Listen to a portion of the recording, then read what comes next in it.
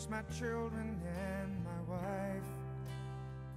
Thank my lucky stars to be living here today, 'cause the flag still stands for freedom and they can't take that away. And I'm proud to be an American, where at least I know I'm free. And I won't forget the men who died, who gave that right to me. And I gladly stand up next to you and defend her still today, 'cause there ain't no doubt I love this land. God bless the USA.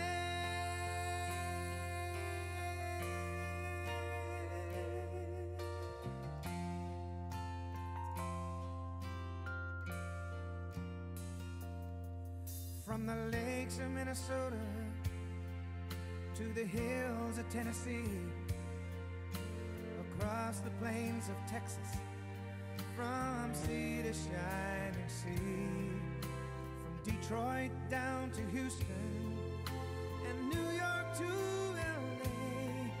Well, there's pride in every American heart, and it's time we stand and say that I'm proud to be an American, where at least I know I'm free. And I won't forget the men who died, who gave that right to me. And I gladly stand up next to you and defend her still today, 'cause there ain't no doubt I love this land. God bless the USA.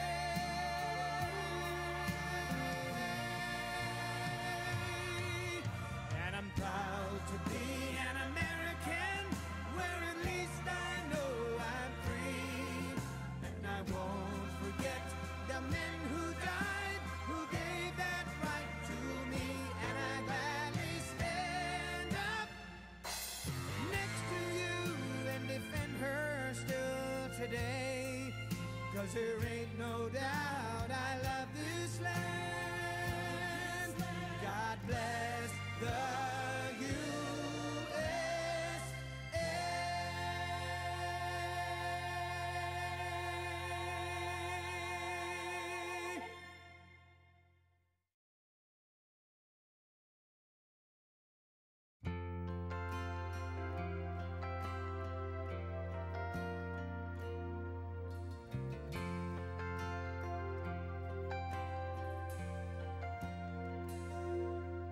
If tomorrow all the things were gone, I'd work for all my life, and I had to start again with just my children and my wife. Thank my lucky stars to be living here today, 'cause the flag still stands for freedom and they can't take that away. And I'm proud to be an American, where at least I know I'm free.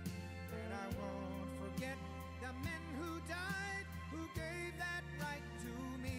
And I gladly stand up next to you and defend her still today, 'cause there ain't no doubt I love this land. God bless the USA.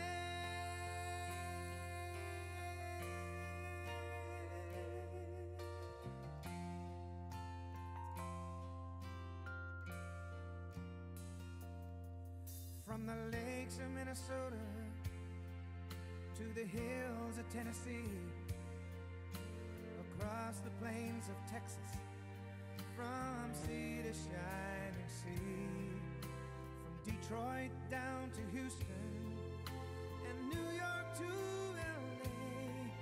Well, there's pride in every American heart, and it's time we stand and say that I'm proud to be an American, where at least I know I'm free. And I won't forget the men who died,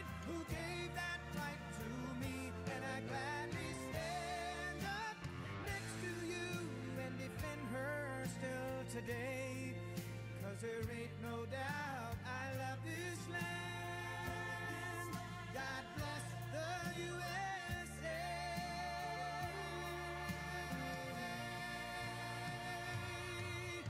And I'm proud to be an American, where at least I know I'm free.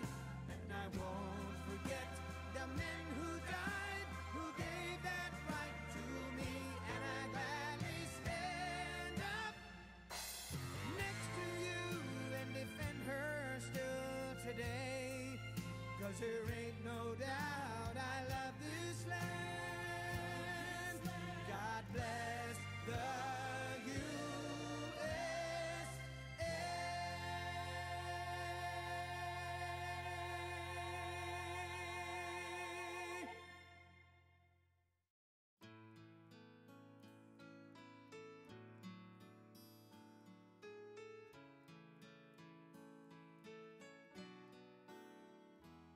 Oh, God bless America,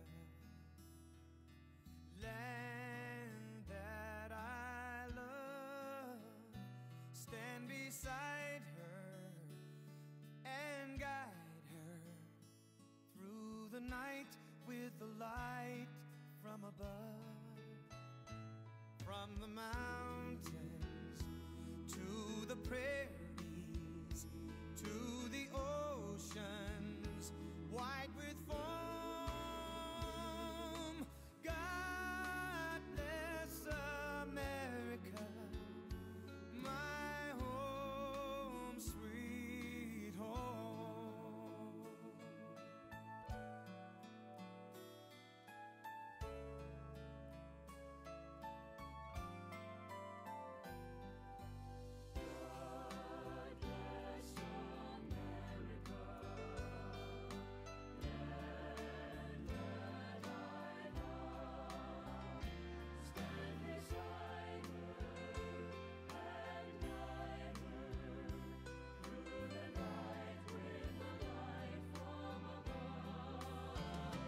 From the mountains to the prairies, to the oceans white with foam.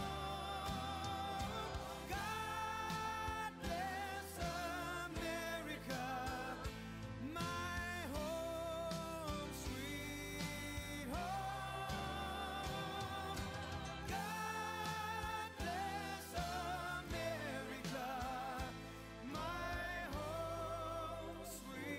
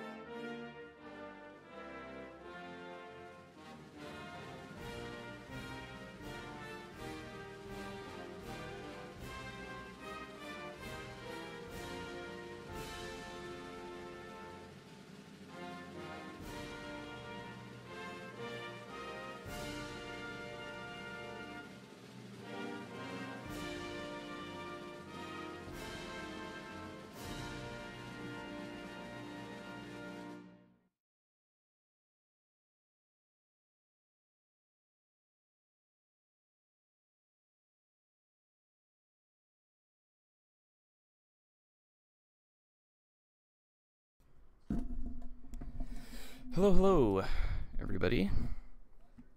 Let some people pile in here, and we'll get started. I already have one race to call already, so that's interesting.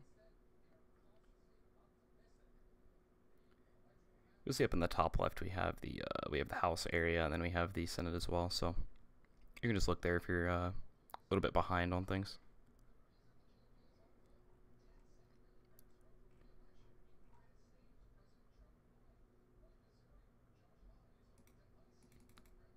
Yes, we already have one area to call. Kentucky should be closing soon, but Republican Hal Rogers has won his re-election, so we already have one to call, and that is in Kentucky. That is the Kentucky's fifth congressional district has already been called for Republican Hal Rogers. We should, if I can pull up my New York Times article here, I believe the next time that we're going to start to see some results should be, I believe, 7 o'clock. So we'll have 7 o'clock, and that should be a big chunk of results coming in.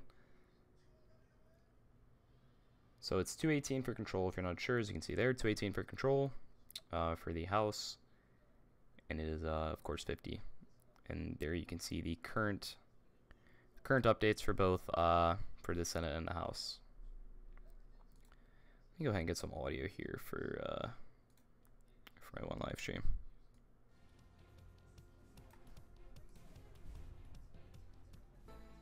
Big plans for this planet. Preservationists are moving against the tide of history. What you're doing is not right.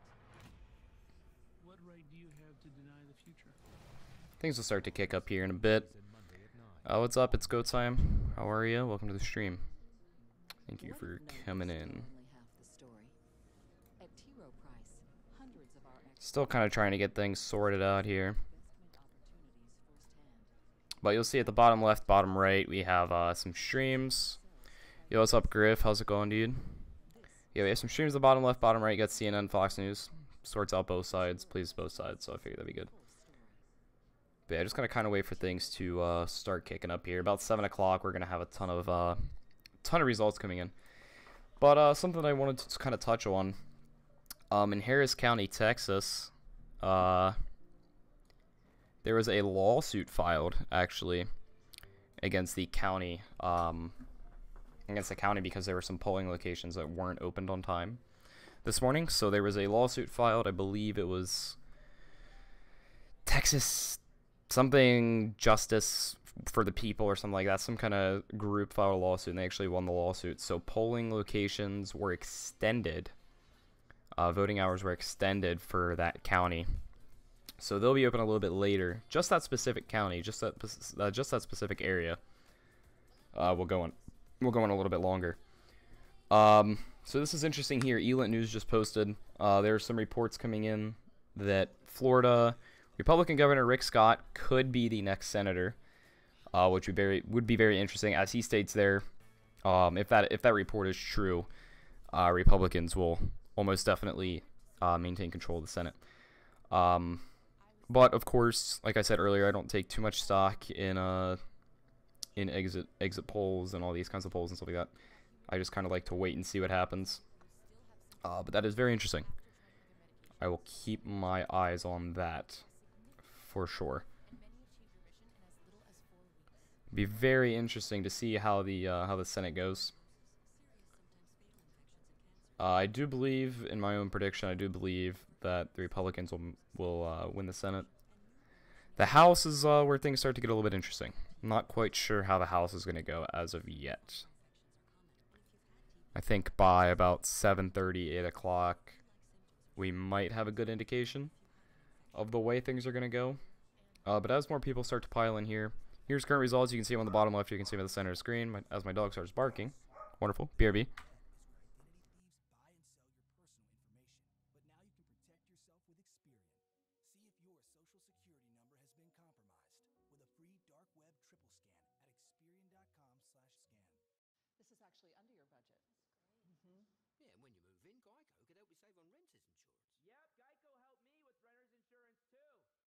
Sorry about that, I'm back. What's up, Lucy? How are you? Welcome to the stream.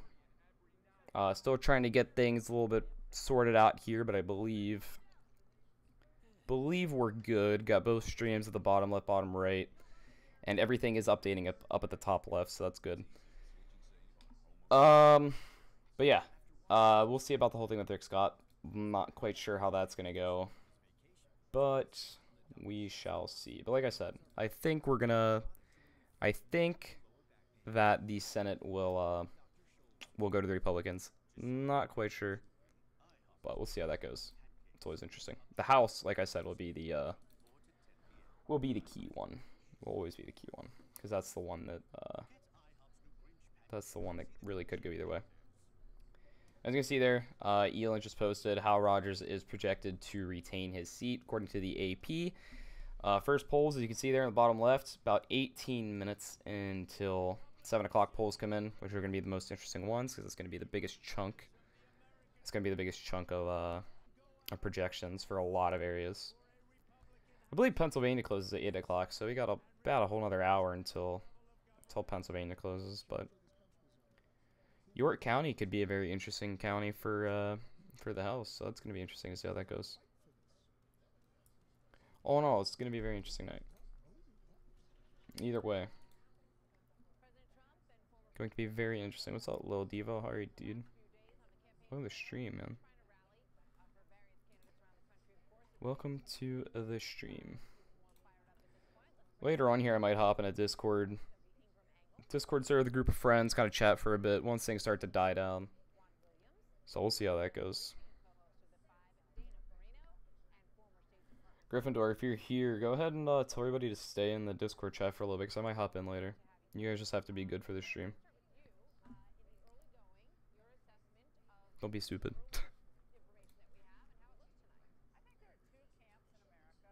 Because I think there's a good bit of people that are going to join in, so we'll have a bit of a group chat with the boys.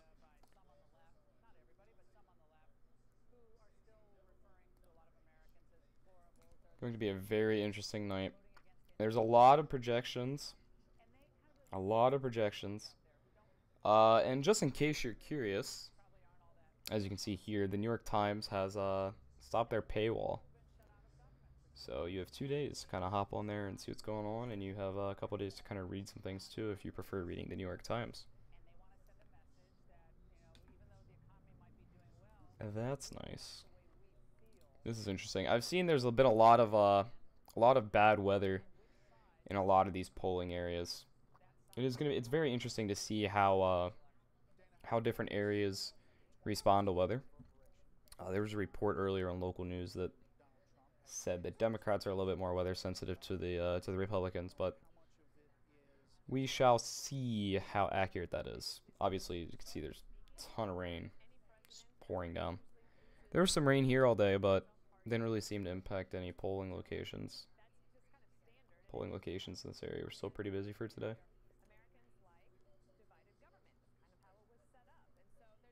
So let me go ahead and find the picture that shows the polling locations for the closing times. I believe there's a map you can look at. There you go. So poll closing locations by state. As you can see, there's a lot of 8 p.m. but most of them are going to be about 8 or 7 p.m. Some areas are going to be a little bit specific. Some aren't going to close until like 7:30. Some are going to close until 8:30. Alaska, obviously, it's going to be like 12 a.m. to 1 a.m. But the earlier ones are, of course, 6 p.m. and 7 p.m. But like I said, I think the more interesting ones will be in like this half of the country here. Will be the very interesting part. Going to be a lot of key toss-up states. It really could go either way. This is a little bit better of an infographic here. Kind of shows the weird states a little bit better. But let me know your predictions. Let me know what you guys think. Which way you think things will go. I'm very interested to see what your guys' predictions are, how you think things are going to go in some of the toss-up states. But we now have this here. Kentucky 6 is starting to get close. Barr and McGrath, 51 to 48. That is pretty close. I'm not quite sure. Let me see if I can try and find Kentucky 6. See if I can find how many reporting, what the exact results are for that. I'm not sure if I could find. I'm not sure if I can find an exact. Senate red, House blue. Yeah, I think that's kind of I think that's kind of the way things have been leaning lately. I think the Republicans will maintain the Senate, but I think they will lose the House. It's going to be closer than the polls would currently suggest. I completely agree. I think things are going to be way closer than a lot of polls are reporting. But these are the current Kentucky 6th District people. Andy Barr, Republican. Amy McGrath, Democrat. So you have that there. Barr, McGrath, 51 to 48. There you go. There's that. This is also going to be a pretty important one, but we shall see how it goes. I am not sure of what the percentage is for reporting at the moment, but I would assume it's probably close to like 35 to 40%. Where are we at? Clint, you can look at the top left. The House, currently 1 Republican, and the Senate is updated as well, 42 to 23. So interesting, this is a toss-up one, Kentucky 6th District. 538 gives a 54% chance for the Republican to win, and a 45% chance for the Democrat to win. So 538 has this area as a particularly toss-up area. So that'd be very interesting to see how this one goes. Kentucky 6th District, if I recall correctly, is a particularly Republican area, but I'm not quite sure about that. I believe they voted for Romney, and I believe they voted for Trump this year, but I'm not 100% sure on that one. Either way, it's a toss-up. Have to see how that one goes. Should be reporting soon. I believe that area will close eventually. But we'll see. Interesting. So now this projection has McGrath ahead of Barr. So it's now flipping blue. But it still is a little bit early. So let me see if I can try and find. Let me see if I can find how many are reporting. About 10 minutes, by the way, until the 7 o'clock closing. So here we go. Okay, so this is live updated with Google. 51 to 45, Amy McGrath over Andy Barr for the Kentucky 6th Congressional District. Interesting. There's only 1% reporting though, so this one probably going to go for a while. I thought it'd be a little bit higher by now, but it is not. Sorry, you're not able to see that there. Let me go ahead and fix this here. There you go. That should be a little bit better. You should be able to see it better now. So yeah, it's 54% to 45%. Only 1% reporting though. Like I said, this one's probably going to go on for a decent amount of time. Probably a long time until we actually see any kind of projection from any kind of media. Usually the projections, they like to wait a little while until anything happens. But there you go, like you can see there in the top right. Republican Party has 1 seat, Democratic Party 0, other party 0. So still early, but here in about 10 minutes we'll have our first fairly large amount of states closing. CNN has 49.8% to 49.4%, a difference of 0.4% with McGrath in the lead. Interesting. So I'm not sure if it just hasn't updated yet, or if CNN's looking at a different projection than I am, or a different polling result than I am. But that one will probably be pretty close, I would assume. Have to see how that goes. Have to see how that goes. News the second here in the updater chat center. The next races to close will be Georgia, Florida minus the Panhandle. The rest of Indiana and Kentucky that weren't called before, different time zones. Got to remember those time zones. New Hampshire, Virginia, South Carolina, Vermont. Those are going to be interesting because some of those states, areas are pretty Democrat, but you never know. Have to see how that goes. 7 p.m. poll, close key races. Alabama, no key races. Here's the interesting ones with Florida for the Senate. Nelson versus Scott is a toss-up, but I have seen reports that Scott might take the win there. The House races, we got 4 to 7, 4 to 16, 18, 15, 26, and 27. A couple of those leaning either way. Couple toss-ups, slightly Democrats, slightly Republican. Georgia, toss-up. And Georgia 7 leaning slightly towards Woodall. New Hampshire, kind of both ways really, with one area leaning slightly to the right and one area leaning towards Democrat. South Carolina, you got Arrington versus Cunningham, leaning slightly to the right. Virginia, couple interesting ones there, with one leaning towards Democrat, one leaning towards the right, with 2 being toss-ups. So have to see how those go. Got a couple states that are going to be closing up here soon within the next 7 minutes. Have to see how that goes. Should be interesting. Yeah, as the Elon posted here, it still is very early for the McGrath Barr race. 2% reporting with 49. This is extremely close. A margin of literally like 22 votes. But like I said, it still is, like I said, 2% reporting. So still very early for this one. But 2% reporting, 49.6% to 49.5%. Barr has a 1% lead, or a 0.1% lead. So very interesting. Interesting to note, though, Libertarian has 0.5%, which is pretty high.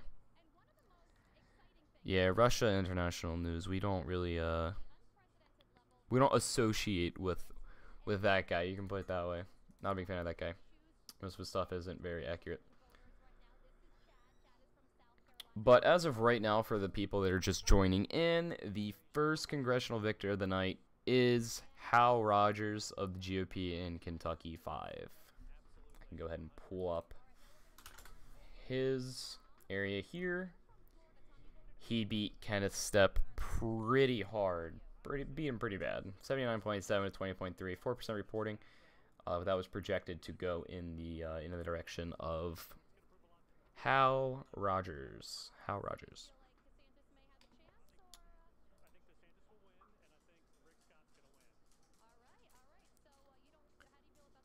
So we got about 5 minutes here till the next group of polling locations close. I want to go ahead and check in on Indiana. So Indiana Senate.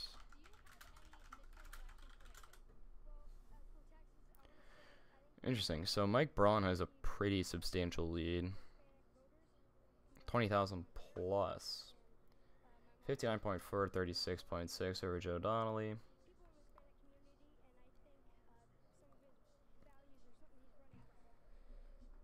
Let's see how other states are doing. I'll close at 8. Bob Casey, Lou Beretta, Neil Grail. Okay, whatever.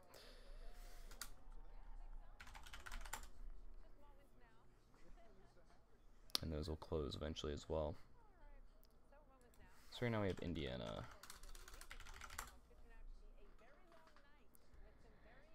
Yeah, political system in the U.S. it's substantially different compared to the political system in the United Kingdom. It's crazy how different it is.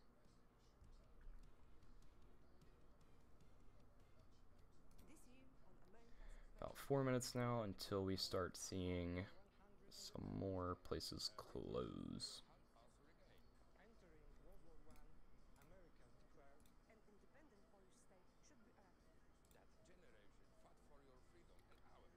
So like I said, the next place that are going to close is Georgia, Florida, minus the Panhandle, the rest of Indiana and Kentucky that hasn't closed already because of time zones. New Hampshire, Virginia, South Carolina, and Vermont are all next in line to close.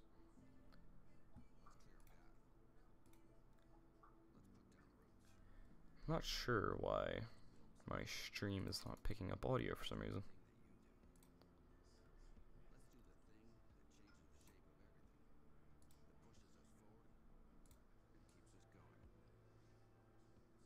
Oh well, let's see, you can look at it. So we have another update with the Kentucky 6th. So let's go ahead and take a peek at that.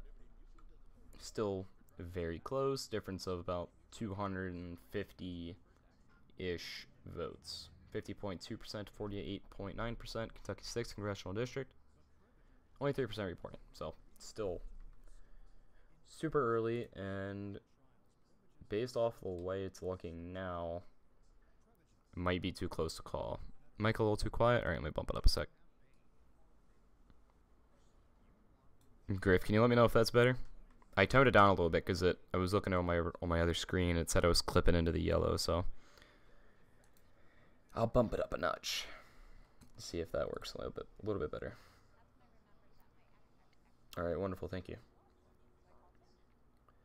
Yes, a heads up for the folks in Harris County, Texas. Your polling hours were extended. There was a court lawsuit that was filed, and the area that filed the lawsuit won, so polling hours were extended.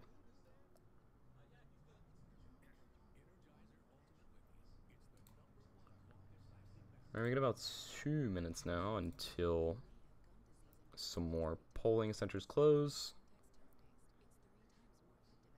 Started off on 9, crank it up to 11. Yeah, if it's still a little quiet, let me know. I'm trying not to clip into the yellow area. So, can you let me know if there's audio for the stream on the bottom left, and not just microphone audio? For some reason, it's not.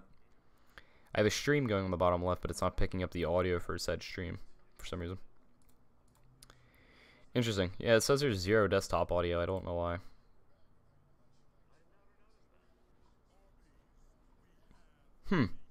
Strange. Because I was picking up Spotify audio earlier, but now it's not picking up any audio for this stream. Let me look at it a sec. See if that did anything. Nope, nothing. Odd. It's mostly commercials anyway, so not a biggie. Hopefully YouTube doesn't get angry with me putting these streams on here. Shouldn't be a big deal. There we go. Shouldn't be a big deal, but we'll see. YouTube can be picky with a lot sometimes, so. Not yet, Chris. Not yet, but hopefully soon.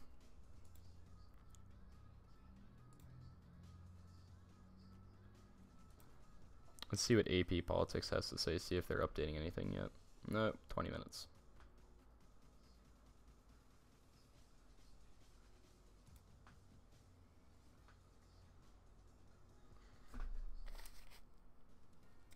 Alright, 7 o'clock. So, a couple polling locations just closed. So, it should only be a matter of time until a good group of results come in here. Yep. There you go. Polls close in about 10 seconds.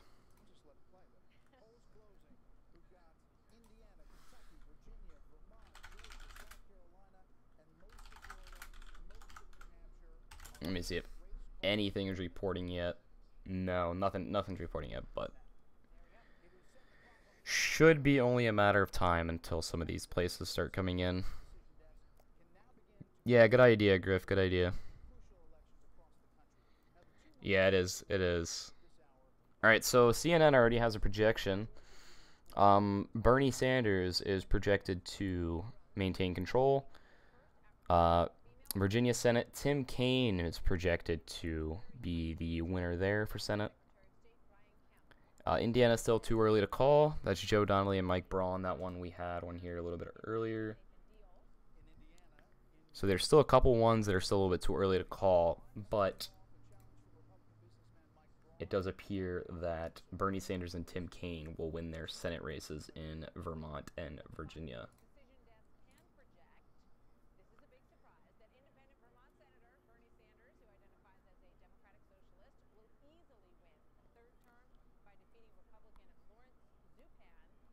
Yeah, it's not too much of a shock that Bernie won Vermont. He's very popular in Vermont, and yeah, not a big surprise that Bernie was able to take that area.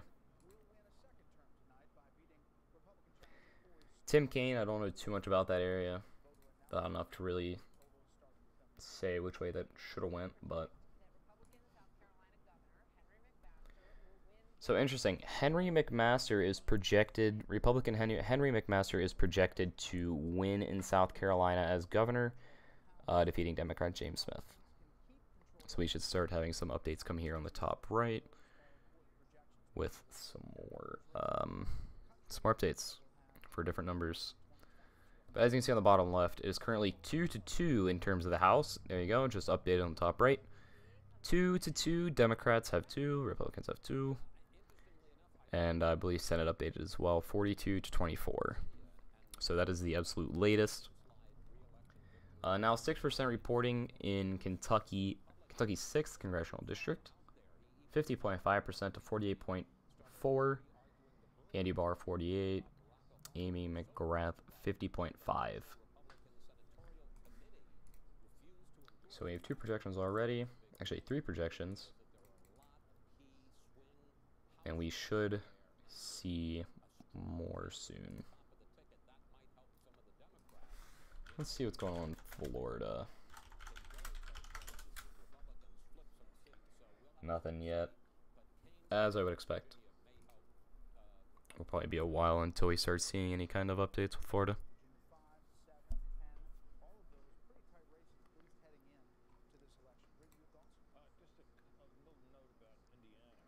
Yeah, as Steve Herman just posted, it is no surprise that Tim Kaine and Bernie Sanders were able to win a re-election.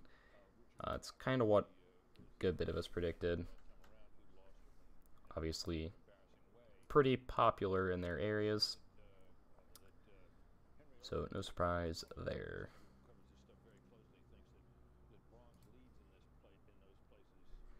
Yeah, everybody's freaking out that they projected it so early, but let's go ahead and take a look at the numbers.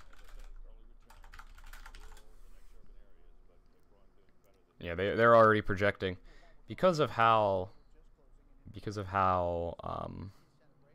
just how many people like Bernie, how many people like Tim Kaine. It's just pretty easy to call that one, but we'll see. So let's look at Indiana, because I've seen a lot about Indiana. Oh wow, so Mike Braun has taken a pretty substantial lead. Almost a 30,000 vote lead for the area. Kind of funny there, Lucy Brenton, the Libertarian, running 4.1% of the vote. Interesting. It's pretty high for Libertarian. Usually Libertarian doesn't get too much, but I'm sure that number will go down as more of the votes start to come in. Thank you, John. Much appreciated. Yeah, so I try to say it as unbiased as possible. As unbiased as possible. There's a lot of biased news, so try and stick in the center.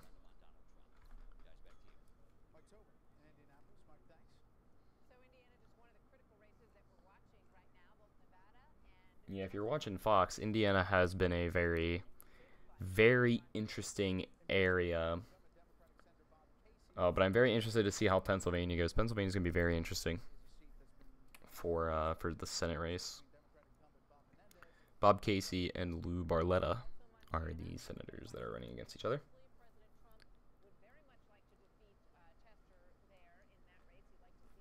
So let me see. I believe the next areas that are closing will be 8 o'clock. There should be another big ones another large amount closing for 8 o'clock. But let's see what's going on in Georgia.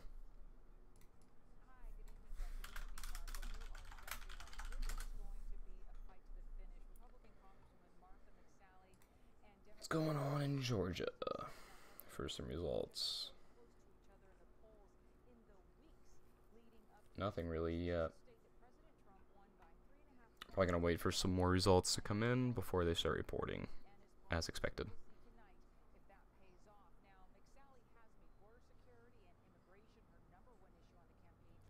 So Florida Senate is starting to get some results in, so let me look. Rick Scott has about a less than 15,000 vote lead, but it's barely even 1% of results so far. So obviously this number is going to change drastically soon. But as of right now, 66% to 34%. If you remember earlier, there was a report that Rick Scott was projected to win, but that was before the polls have even closed, so we'll have to wait. But for the people that just joined, Republican for South Carolina Governor Henry McMaster will win the race against Democrat James Smith for that area.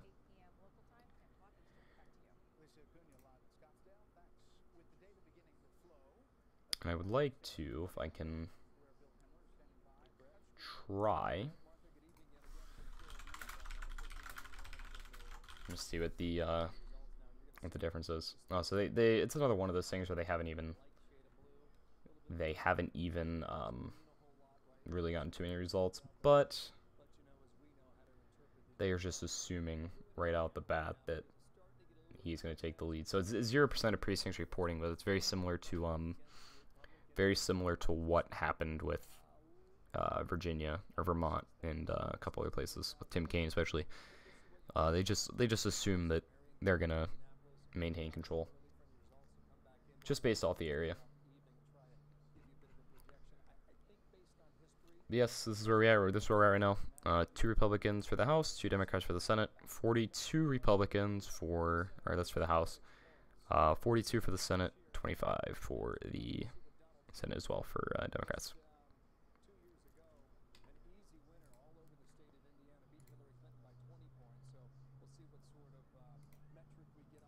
Should start to see some projections eventually.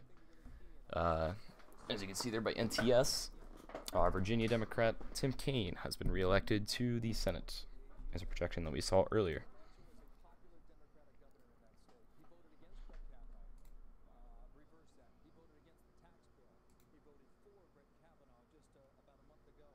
As you can see on the Fox stream, the Democrats are trying to at least flip 2 seats to win Senate control. So we will see how that goes. A lot of people project that the Republicans will maintain control of the Senate, but some people think otherwise. So we will see how that goes. So we do have some more pollings that are going to close here at about 7:30. I believe there's like 2 or 3 places that are going to close at about 7:30. But we have 8% reporting for the Kentucky's 6th Congressional District, 50.5% Andy Barr to 48.2% Amy McGrath with 8% reporting. That one is going to be too close to call. I can almost promise you that. 8% reporting, and it still is extremely close. So yeah, that one's going to be too close to call. Take a look at Florida. It's still not even 1%, but Rick Scott still maintains a lead. I do agree. I agree, Chris. I'm not sure though, but I would like to agree with you on that one.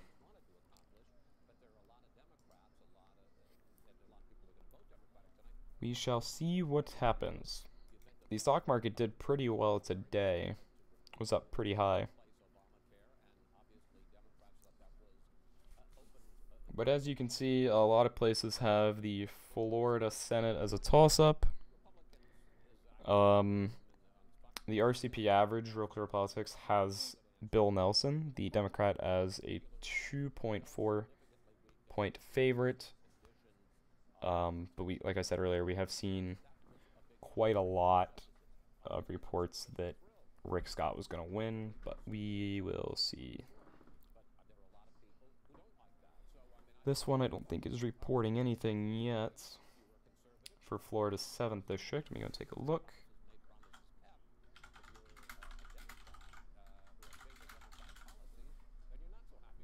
Yeah, a lot of Florida hasn't even really been pulling in results yet. We should point out that on the bottom of your screen, you're going to see some of the vote totals coming in. Indiana, for example, we've got up on the board here, where Mike Braun has an early lead, but some of those districts... Let's take a look at Indiana as well, because last time I checked, Mike Braun was doing fairly well. Okay, Chris, I didn't realize that it went down. I did not notice that. There you go. Mike Braun has about a little bit less than a 40,000 vote lead. 58.2% to 38. That one, I'd say, depending on the way things are, about 15% of votes reported. That one might go to Mike Braun. But like I said, it's still a little bit too early, but Mike Braun is starting to pull away a little bit there, so that might go to Mike Braun. So the 3 additional states, I'm not quite sure what they are, but I believe New Mexico is one, which will be an interesting one. New Mexico will be an interesting state to see which way that goes.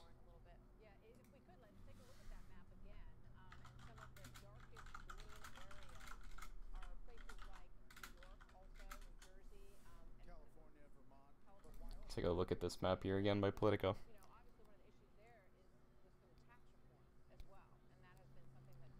Like I said, Alaska's going to go till super late, probably about 1 a.m. There you can go. You can see your states that are going to close at 7:30. Have a couple. It's only 3. But by the time those close, we should start to see some projections for the states that closed at 7. So there you go. 7:30 is going to be North Carolina, Ohio, and West Virginia. 8 o'clock is going to be another big one. You got Connecticut, Delaware, Illinois, Kansas, Maine, Maryland, Massachusetts, Michigan, Mississippi, Missouri, New Jersey, North Dakota, Oklahoma, Pennsylvania, Rhode Island, South Dakota, Tennessee, Texas. So that's going to be another interesting one.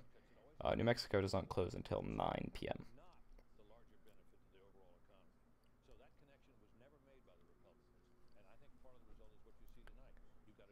So apparently I just missed something because the Politico just updated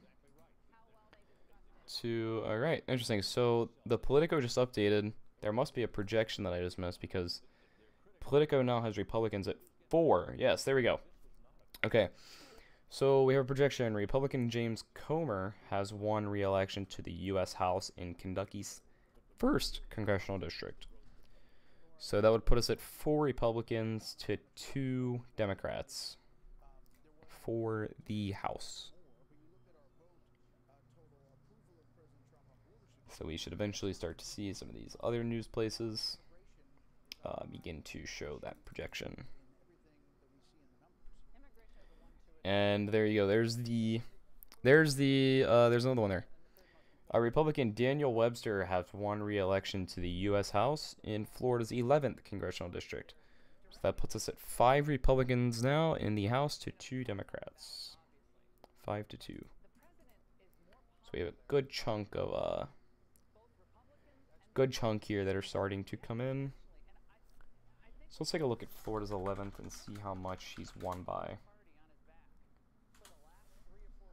If it'll give me an update. Okay, there you go. So 66% to 33.9. They're just kind of projecting that based off how much has been coming in so far at 15 minutes in. So the results now are pretty much going to be the results towards the end. So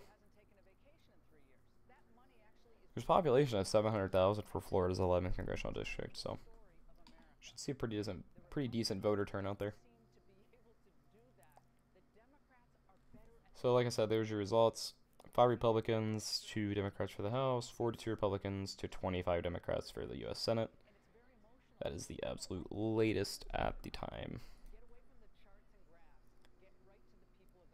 Indiana, Braun is still has a pretty intense lead, 58 to 37.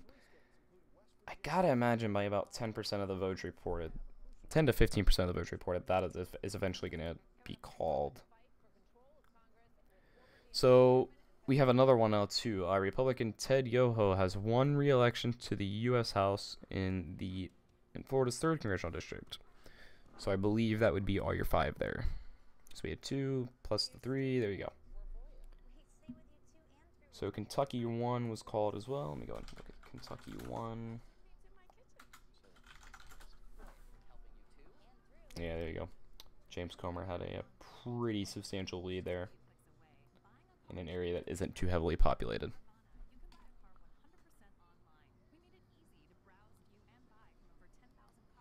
So I must have just missed another projection because Real Clear Politics now has the Republicans at 6 for the U.S. House to 2 for the Democrats. So interesting. They must have just called something else. We should start to see a bit of congressional districts start calling. But we'll see. We shall see. Just depends on how close they are.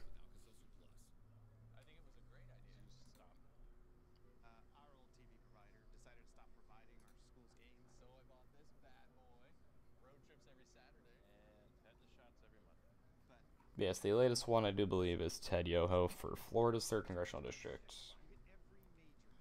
He is projected to be the winner for that area.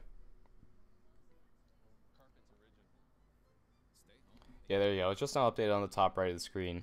The updated total is 6-2. 6-2. And as you can see, it is 218 to the majority. So we've got quite a ways to go.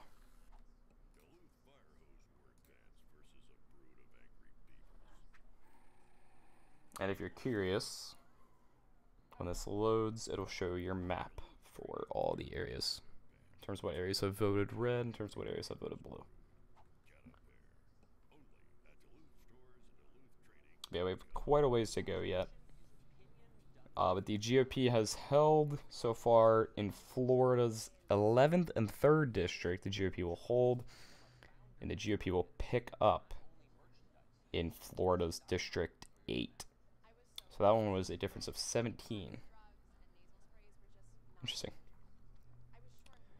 The GOP will hold, or the Democrats will hold in Georgia's 5th district. Wasn't even really anybody that guy was running up against. And in Georgia's 8th, the GOP will hold that as well. Kentucky's first, you can see there, Comer beat Walker. And Rogers is, I would assume, projected to beat Step. I'm not sure if that one's been called yet. Let's take a look at Kentucky's 6th. That one's still really close. 18% of votes reported. Amy McGrath, the Democrat that is running for that area, has about a less than 2,000 vote lead there. That's 18% reporting. So that one is going to be too close to call by the time projections come in for that area. For sure. Definitely way too close to call, especially with 18% of votes reported. That'll probably go to about 50% of the votes reported before we see any kind of projection for that area. Unless it's like Pennsylvania during the presidential election and it goes till 99% of votes reported before we see a projection. Alright, we got Indiana starting to have some reports here. Let's go ahead and look at Indiana's District 3, which has 10% of votes reported.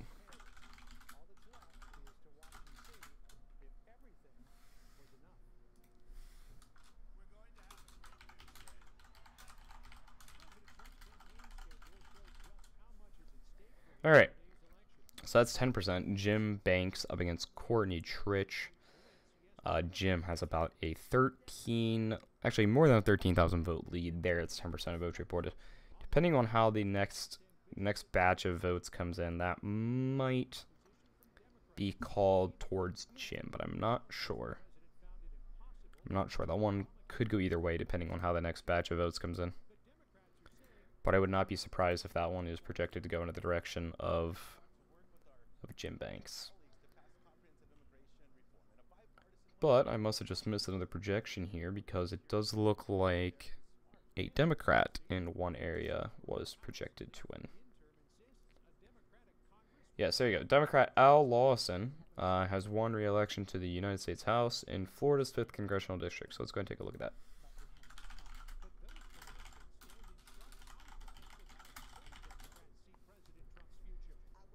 So that includes like Tallahassee area. Might even be Lake City. It depends. Not sure if that's included or not. But that is Florida's 5th.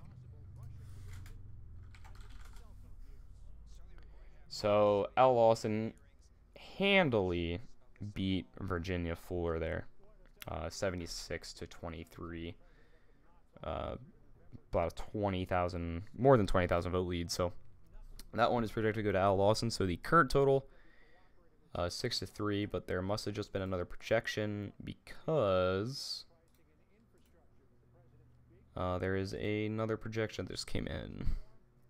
Stand by.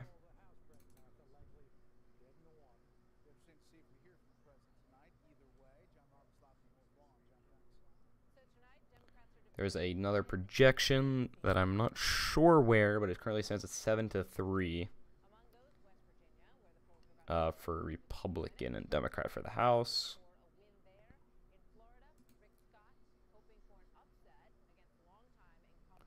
There you go. Florida Congressional District 4.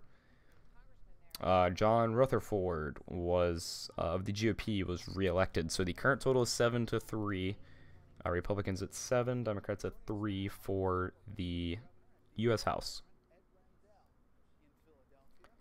So John Rutherford has won in Florida's 4th Congressional District. Let me go and look at that.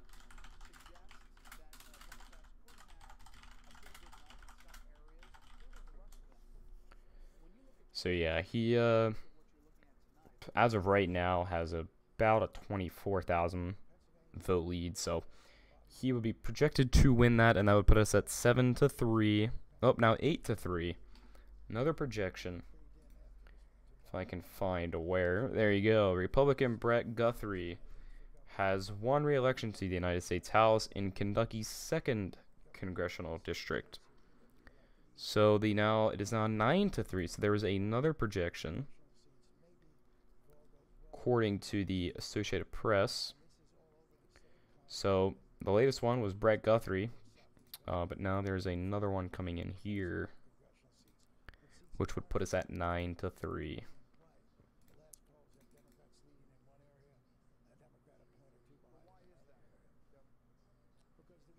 But it does not appear that anybody has posted the projection yet, so I'm just waiting to see what the projection is and who it involves.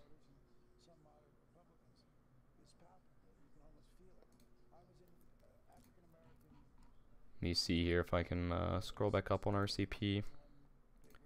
See if I can get a projection there. Oh, there you go. So we have another projection. GOP member will win in Florida's 12th Congressional District, puts us at 9-3 total. Spread of about 6 members, between 9 for Republicans, 3 for Democrats. And the Senate, neither party has gained seats at the moment. It's 42-25. Republicans still in control of the Senate. So as you can see, there you go. 9 Republicans, 3 Democrats. Current updated total.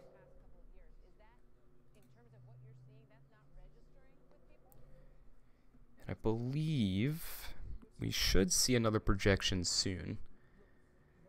Are the seats being won by the Republicans at the moment expected? Let me look actually. The RCP area will tell you. I believe some of the areas where the Republicans are winning, the majority of those are expected wins. But it just kind of depends on the congressional district. So let's go ahead and let this load, and I'll check for you.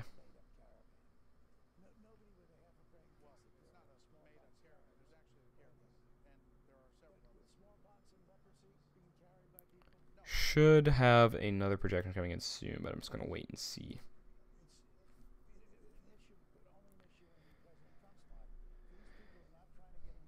There's arguing on Fox News. They were just arguing on CNN a little bit ago. Now there's arguing on Fox News.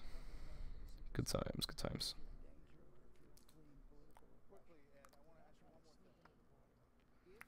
So we have about 4 more minutes until 3 different areas, 3 different states close. Those states I mentioned earlier. And we should see more projections shortly for the areas that are currently open. Let me take a look at Kentucky 6, because that's one that I'm very interested to see how that one goes. Okay, so now we're at 41%. I would not be surprised, based off the way that the current votes are showing, if they project Amy McGrath to win Kentucky's 6th. But I'm not sure. That one could go either way. It's only a difference of about 7,000 votes. And it's only 41% reported. So that one might go pretty high. Really could go either way, like I said earlier. So, interesting. It's 52.5 to 46.4. Like I said, only a difference of about 7,000 votes for Kentucky's 6th congressional district.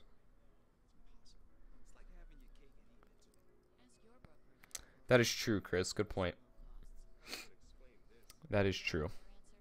So Florida has flipped 2 seats from Republican to Democrat, being House seats. Interesting. But yes, like I said, the current total is 9-3. 9-3, with projections I would imagine should be coming soon, considering that 3 more states are closing here in a matter of 2 minutes. 7:30 polls close. West Virginia, Ohio, North Carolina. Depending on the way that goes, that should be a repeat of the presidential election, I would assume. Based off the way those went in the election, I would assume they will probably stay the same. But we have another projection. Democrat Charlie Crist has been reelected in Florida's 13th congressional district. So the total is 9-4 at the moment for the United States House. 9-4. As you can see, what Yellow just posted here, it's starting to get pretty interesting here in Florida, with some areas firmly blue, some areas kind of like firmly red, some areas still in between. Let me see if I can pull up a map here and see. Here we go. Midterm map by analyst. Oh, there you go, though. That's very interesting. Rick Scott has about a 1% lead over Democrat Bill Nelson, with 1.37 million votes to 1.34 million votes. So a difference of about 6 million votes for Rick Scott so far for Florida for the U.S. Senate. That one is still 3.6% of precincts reporting. So that one, like I said, will probably take a while for anything to come in there. Florida governor, only 3.4% of precincts reporting there, but I would not be surprised, honestly, if that one goes in the direction of the GOP for Florida governor, but it is a toss-up. So, but as you can see here, this is something I like about Politico. It's kind of a cool way to analyze things. The Democrats have not won a governor's seat or a governor's race in the state since 1994. And it's being considered a toss-up, so it's very interesting. But it's about 4 seconds here until the next polls close, so we should have some polling locations closed in about 3 states here, starting about right now.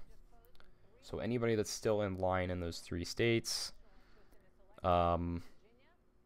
anybody that's in North Carolina, Ohio, and West Virginia that are still in line, you still vote, but anybody that is not in line, you can no longer vote. So Joe Manchin, Patrick Morrisey, still too early to call. Richard Cordray and Mike DeWine for Ohio governor, still too early to call. And I believe the one for the other state that's remaining is still too early to call as well. So that one is like as of course as you would expect, it literally just closed. So give it some more time, and we'll see some more updates. But let's go ahead and look at North Carolina Senate 1 sec.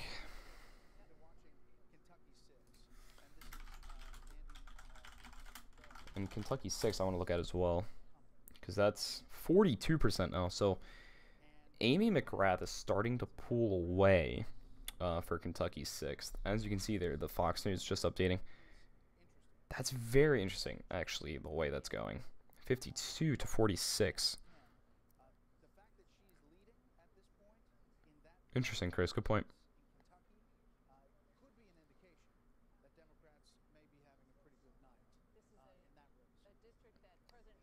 So I'm listening here to what they're saying on Fox News. They're also agreeing with me. That's very interesting the way Kentucky 6 is going right now. Could be an indication of things to come, maybe not. We'll see. But we do have another projection because it is now 10 to 4 for the House. Should be seeing what that projection is here shortly. There you go. There it is. So, Republican Walter Jones is projected to win re-election to the United States House in North Carolina's 3rd Congressional District. So let's go ahead and take a look at that.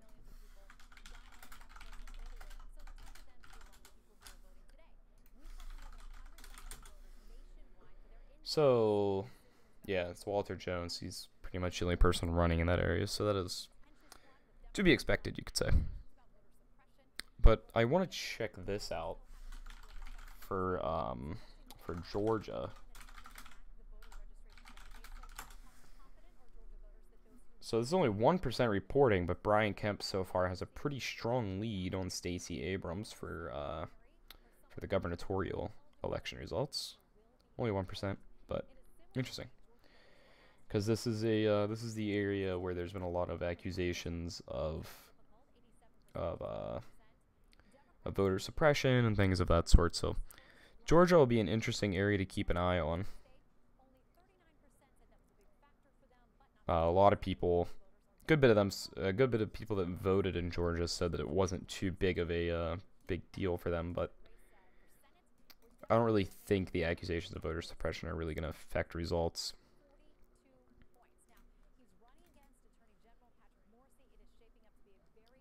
Yeah, so we currently stand at 10 to 4 Republicans over Democrats.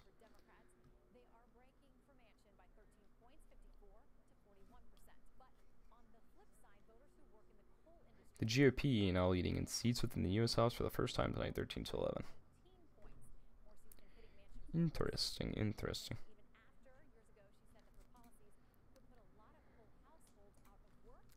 This Florida Senate race is going to be very interesting. That one really could go either way. And it still is extremely close. But Rick Scott still has a pretty firm lead. 6% reporting. 50.8 to 49.2. 1.516 million to 1.467 million. So, difference of a couple million votes there.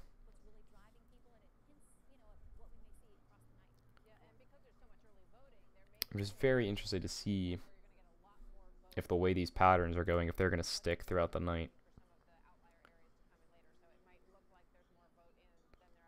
So we have another projection. Gregory Pence, the older brother of the vice president, has been elected to Indiana's 6th congressional district. So the Politico map at the top right should update soon with that projection. Breaking 911, surprisingly, not at all, very behind. Just now posting about Governor McMaster. Surprise, surprise. Yes, this Florida Senate update, it's gonna be very interesting to see the way this goes. Only a difference of about 13 million votes, but still way too early. 50.2 to 49.8. That one's going to be very interesting. That's a toss-up, but literally could go either way.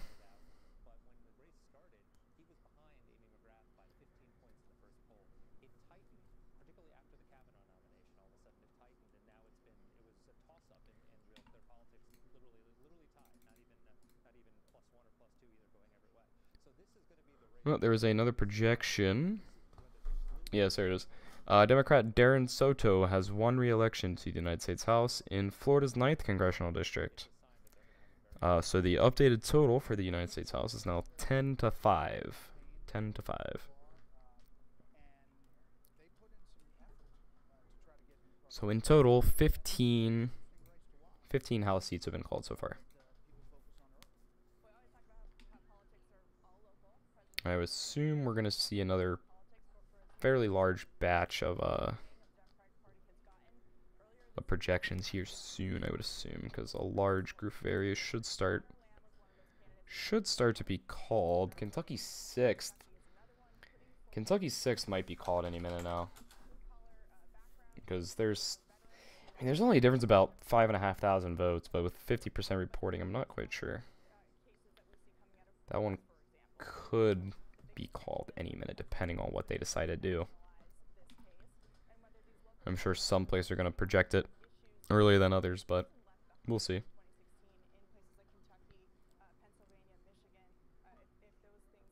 Very excited to see how Pennsylvania goes. That should be a very interesting race.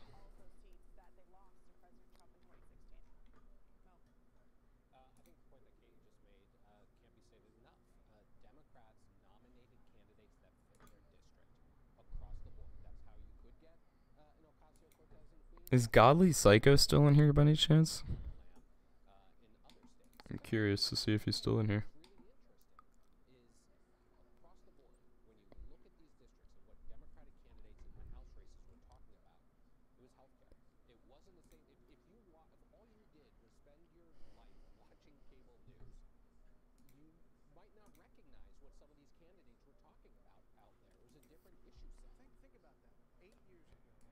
Yes, Henry McMaster has regained governorship, as we had mentioned earlier.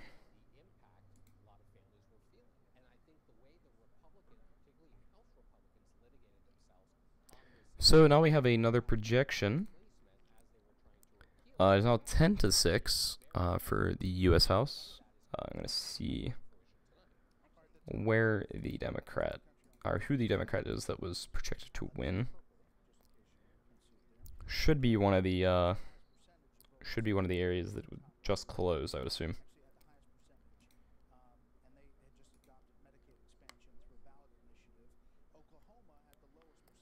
Yeah, there you go. So Democrat Stephanie Murphy has won re-election to the U.S. House in Florida's 7th congressional district.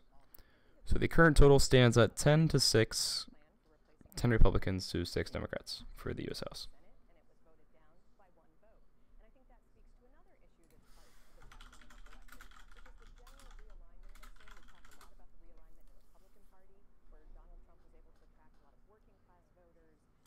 Florida's a very interesting area because it literally, things have been going both ways. But Andrew Gillum over Ron DeSantis, I would imagine that one's going to be called here soon. It's a difference of like 100 million votes, so I would assume that one's going to go soon. Or 100,000 votes, sorry. I would imagine. It's 11% reporting. It's only 649 of 6,000 precincts, but that one should be called eventually for governor.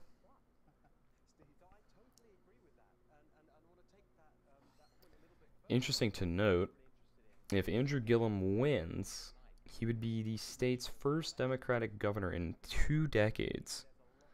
Yeah, I don't know where he's seeing that at, Griff. The updated totals are, it's 10-6 right now, so I don't know where he's seeing 13-11. If anybody could find out where that total would be, that would be fantastic, because I am curious. So I'll show you on RCP. RCP is showing the same thing as well. Yeah, there you go. 10-6. No, I guess he did. You're Twitter famous now.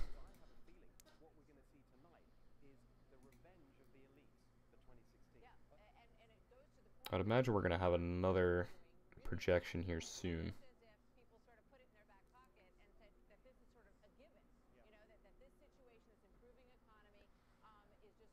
Okay, so there you go. There's another projection. It's now 10-7 for the U.S. House, with Barbara Comstock of the GOP being defeated by Jennifer Wexton for the 10th congressional district in Virginia. So the current total is 10-7. The total is 17 House seats so far.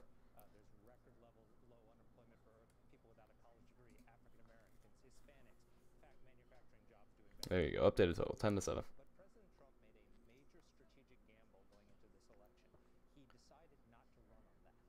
So I want to see Florida District 16. I want to see how this is going so far. So 22% reporting so far. Vern Buchanan has a pretty firm lead. I would not be surprised if this one's called with 22% so far. Would not be surprised. That'd be a pretty good idea, Chris. Just one general account for everything.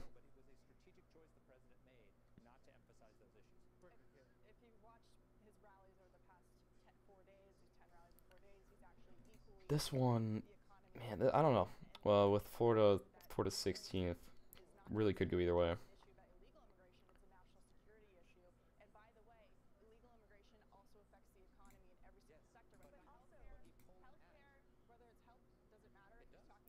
Yes, this one is interesting here. So, the Jennifer Wexton one, that was one that really could have went either way. But now the Democrats will pick up a seat in that area. Jennifer Wexton defeating the incumbent for that area.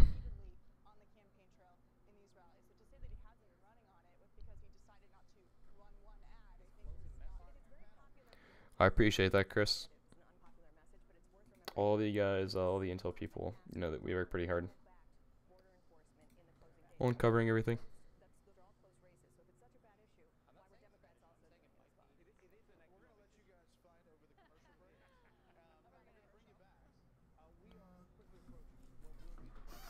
But yes, that was it. That was a key one, the Jennifer Wexton.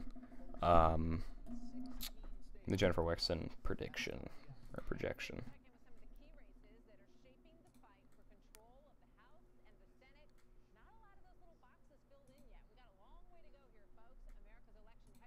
Yeah, as I just mentioned on Fox News, long way to go.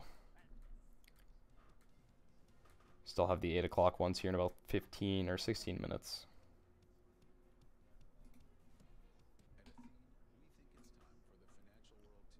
So this is now 22% reported. Wouldn't be surprised if Florida District 16 is called soon. Let me look at something in Ohio a sec.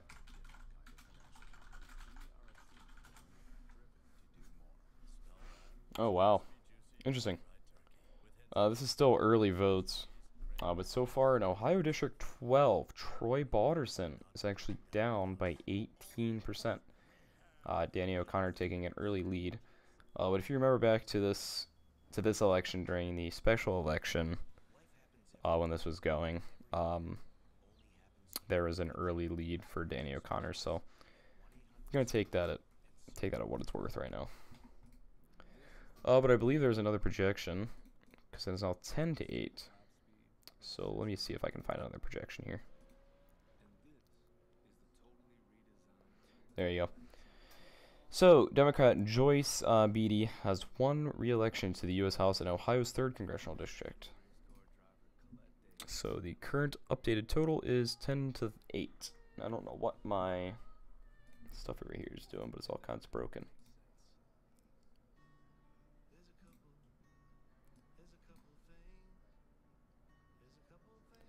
Gotta refresh my stuff. There we go. That's a little bit better. The way OBS works with browser sources is kind of strange, especially with Politico apparently. Doesn't like to work right.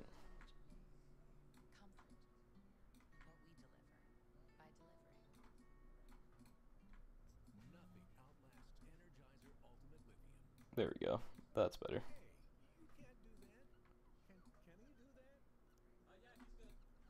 That's better. Yeah, I don't know where... Is this... What is this? Is this CNN? Yes, that is CNN. Strange. CNN has drastically different results compared to RCP.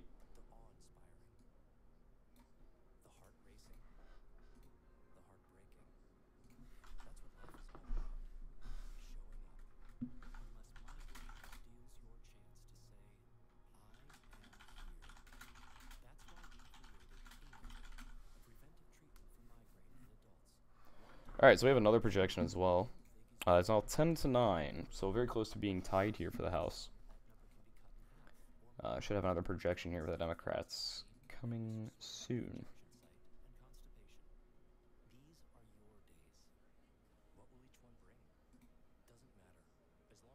There you go. So, Democrat Marcia Fudge has won re-election to the U.S. House in Ohio's 11th congressional district. So we're now at 10-9 for the update.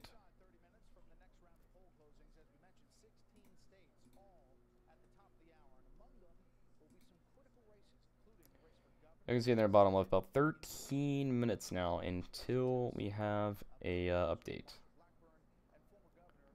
So let's take a look at West Virginia Senate, because that one apparently is pretty close with only 26% reporting. So hold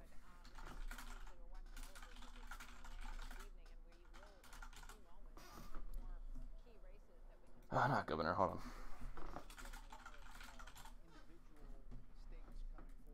There we go. So Joe Manchin has a pretty substantial lead there, 58% to 36.9.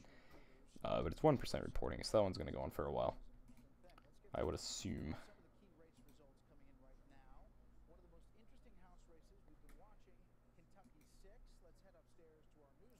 But yes, once the polls close at 8, we're going to have a pretty large amount. We're going to have 16 states. 16 states that'll close, so that'll be the interesting one.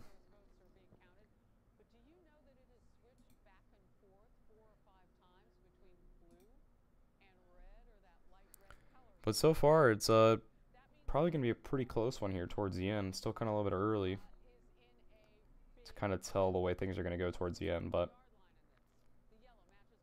it is still early so far. Yeah, I don't know where Intel Crab's getting this picture from. That looks like, I'm pretty sure that's CNN because of that in the background, but from what I can tell, this is not right. I don't think that's right. Because, hold on.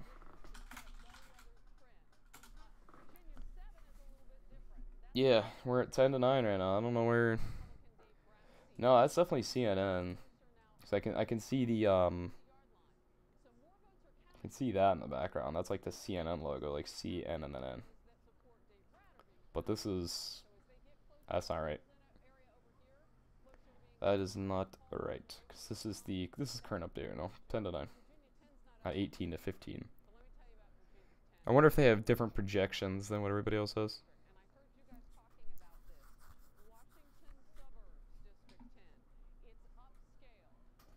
10-9 right now. 10-9. Should have more projections coming soon, I would assume.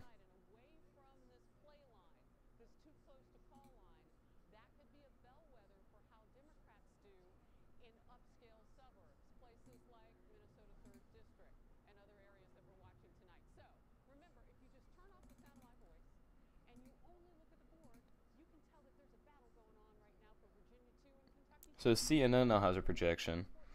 Okay, never mind. That's the one we already saw for Jennifer Wexton. And that is the big one. That is the big one. Jennifer Wexton will pick up a seat, defeating Barbara Comstock for that area for Virginia. Democrats need 22 Republican seats. So they have to flip 22 seats. Gonna be tough, but we'll see.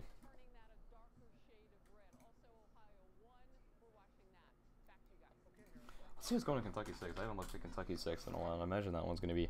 Oh my gosh, look how much closer that one's gotten. 50.1 to 48.7 with 67% of votes reported. That one could go for a while. It's only a difference about a little bit less than 3,000 votes, like 2,900 votes. Huh. We'll see how that one goes. Look at Frank Harris there with 1,400 votes.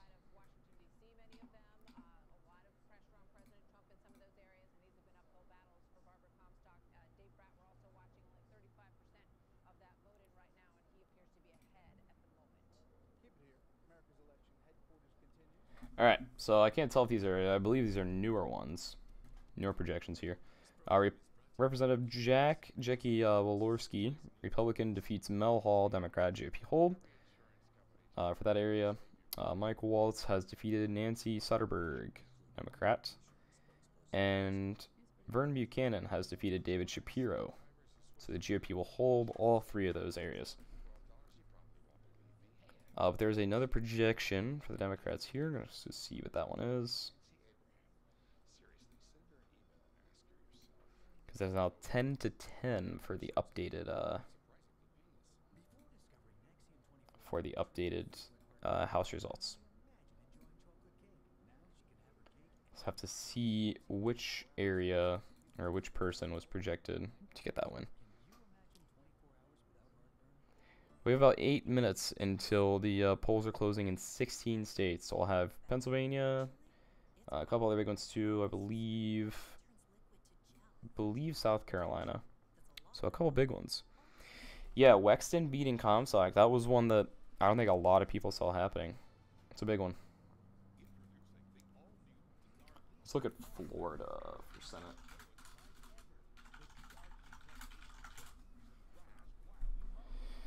Oh wow, 2%. 2% with Bill Nelson now in the lead over Rick Scott. That was 22% reporting. That one's probably going to go for quite a while, I'd assume. It's going to be very similar to Kentucky 6. But now there's another projection. It's now 11-10 Republicans over Democrat. So far 11-10. I'm not sure what that projection is. Going to go ahead and wait for that.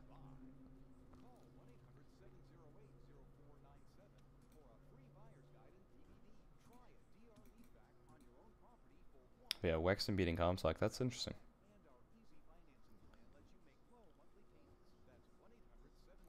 So there's no projection yet, but there's been 2 updates. Peter Schiff doesn't ring a bell. Can't say I have. There you go. So it would look like Donna Shalala has picked up a seat there in Florida's 27th district. So that would be the 10-11. I would believe we should be at that now. Should be updated. I just have to see who the Republican is that got the pickup. So as of right now, there is no updated projection.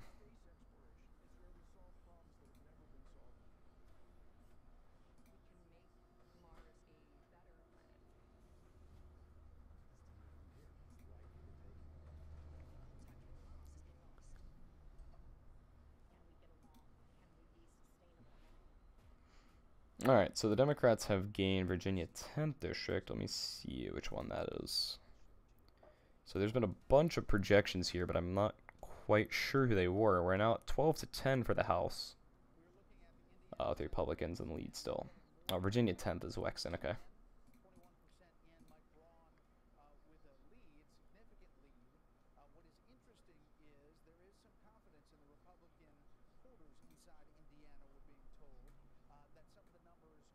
So Bill Johnson has won in Ohio.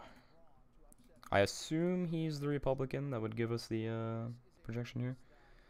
We're now 13-10, so there was another projection. There's been a bunch of projections, but I'm not quite sure who those projections are at the moment. But the updated total is now 13-10, with there being a couple projections somewhere on the Republican side.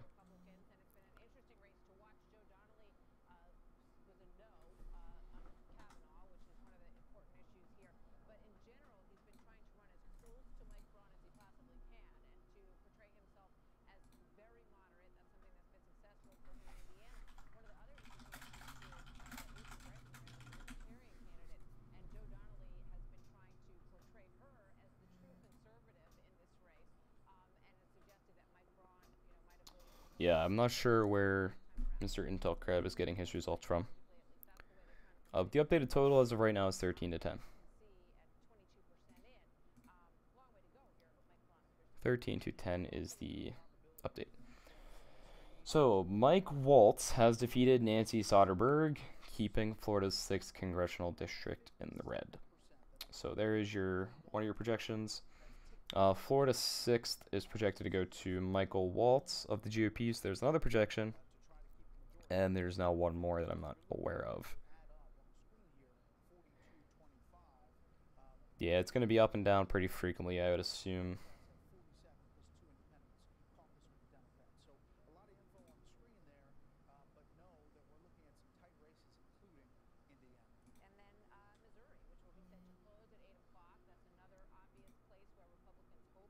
We have about 3 minutes now until these 16 states close their polling locations.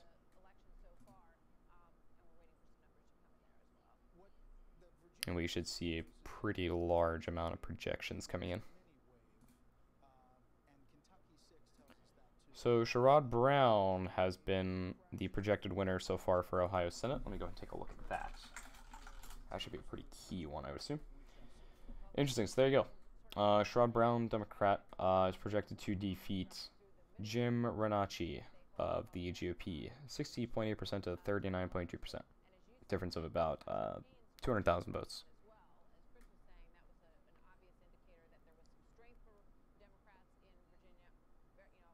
So there you go. There is your Ohio Senate. Let's look at Florida again, because I'd imagine Florida's still pretty darn close. There's another projection as well, now 14 to 10. Republicans holding a 4-member lead. And Florida Senate, still a difference of only 2%. Difference of about a million, or about 100,000 votes.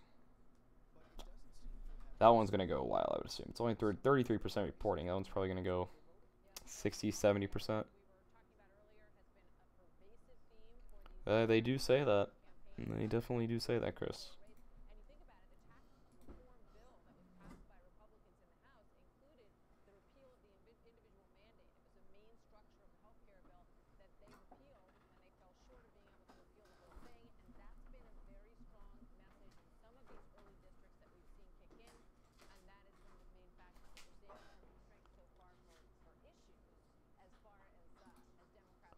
Still 14 to 10. There's another projection I gotta find.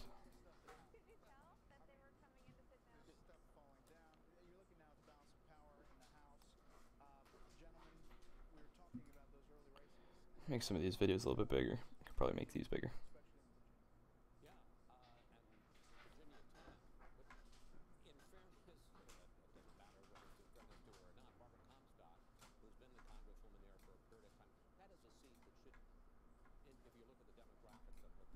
There you go. Hold on. Let me just squeeze that down a little bit.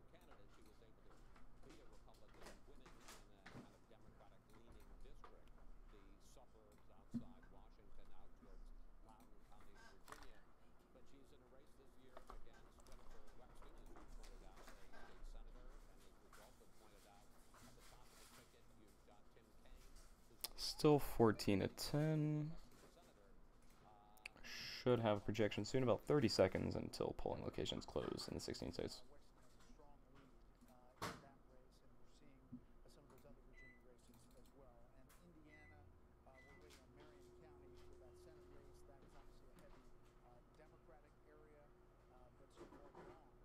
Alright, so 16 states should about now be closing their polling locations.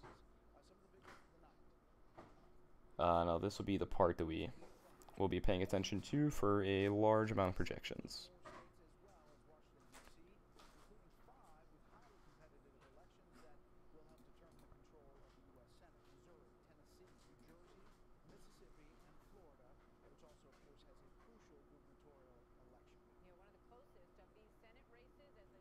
So, Pennsylvania just closed. Let me see what's going on there.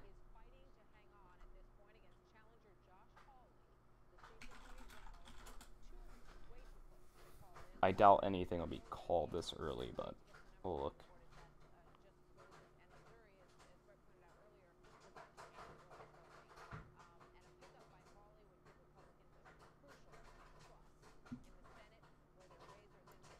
Alright, so here's all your House results. None of them are being called, as I assume.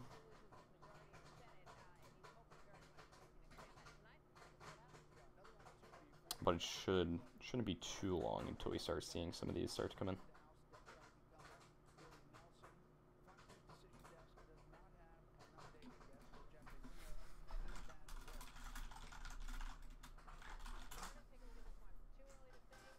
Interesting. So we have two more projections just came in. Updated results 16 to 10 now for the House.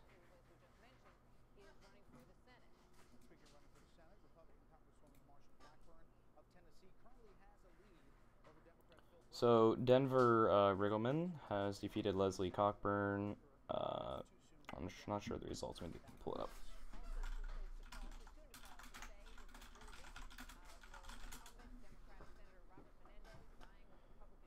All right, there you go. 53% reporting, 55 to 44, with Denver Riggleman taking the win there.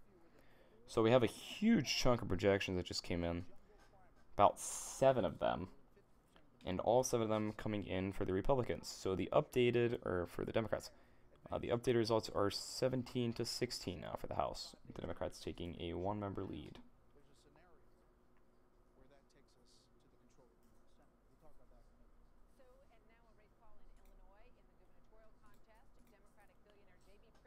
So J.B. Pritzker is projected to win in Illinois as governor. So there is a gubernatorial pickup there for the Democrats. Elizabeth Warren is projected to take a win for the Democrats in the Senate.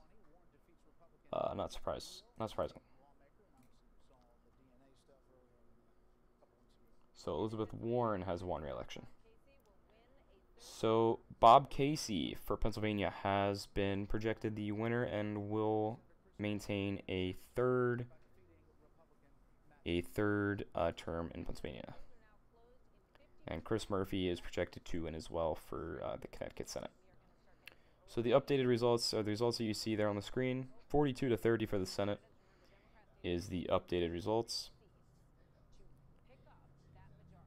As you see, 17 to 16 for the House and 30 to 42 for the Senate.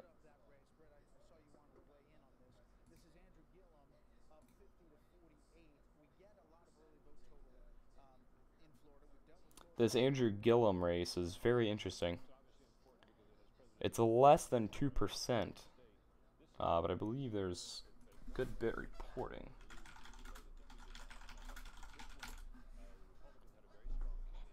Yeah, 37% reporting. That one probably going to go pretty far,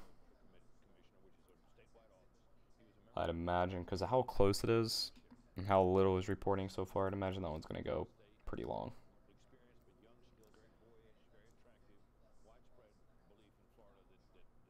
So Charlie Baker has taken the Massachusetts governorship.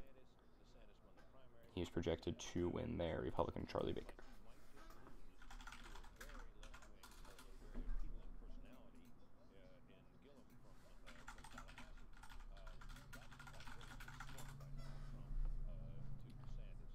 So this isn't really nothing coming in yet, but Charlie Baker is projected to win there.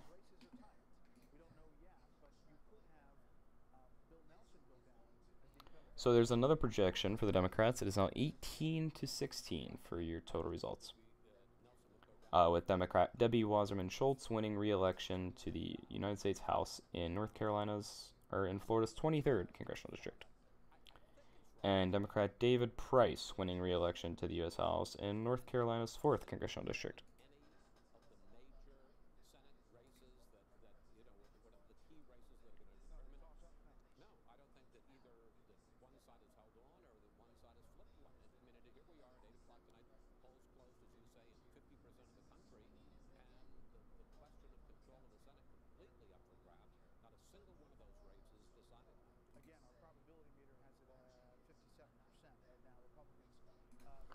Let's take a look at Florida 13. Florida 13 is projected to go Democrat as well. Let me go ahead and take a look.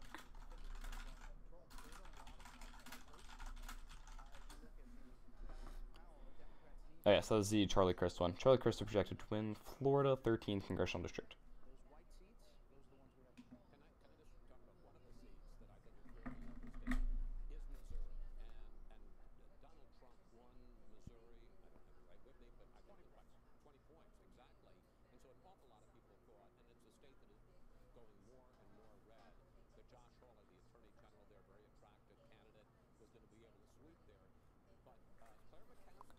So we have another projection now, 19 to 16, with a Democrat now taking over for the House. So let's take a look at Texas. Texas Senate should be having some results coming in. I believe it's... Yeah, okay. So Ted Cruz has a 53 to 46.1% lead over Beto O'Rourke in the state of Texas. And that one was a election that is been in the media a lot lately. So that'll be one that'll be very interesting to see how that goes. Really could go either way. So we have another projection here. Democrat Ayanna Pressley is projected to win in Massachusetts' 7th Congressional District. She is the first African-American woman to be elected to Congress in state history. Democrat Eddie Bernice Johnson winning re-election to the U.S. House in Texas's 30th Congressional District. So updated 19 to 16. I don't know why CNN is showing what they're showing, but Beto O'Rourke does not have a 20% lead. I don't know why they're showing that. CNN is really confusing me right now. But this is it. This is where we stand for the Texas Senate race. 53 to 46. Not 20%. Not 30%. Right there is what you're seeing. That's accurate. So Democrats just got one for the House, and the Republicans just got one for the House. So it's now 20 to 17. Republicans 17, Democrats 20 for the House.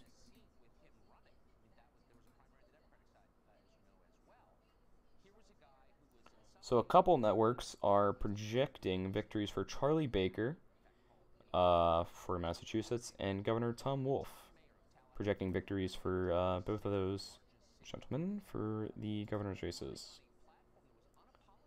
So Tom Wolf, according to some reports, going Democrat.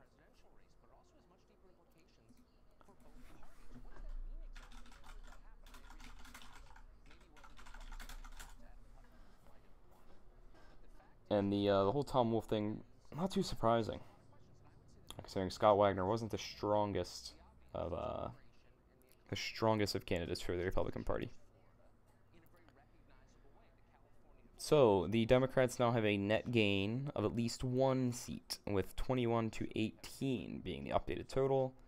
21 Democrats now in the House to 18 Republicans.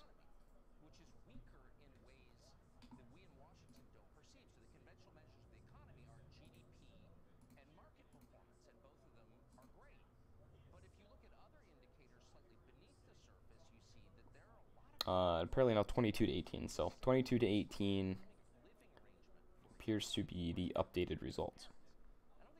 23 to 18 now. 23 to 18 is now the updated result. So 23 to 18, 23 Democrat, 18 Republican.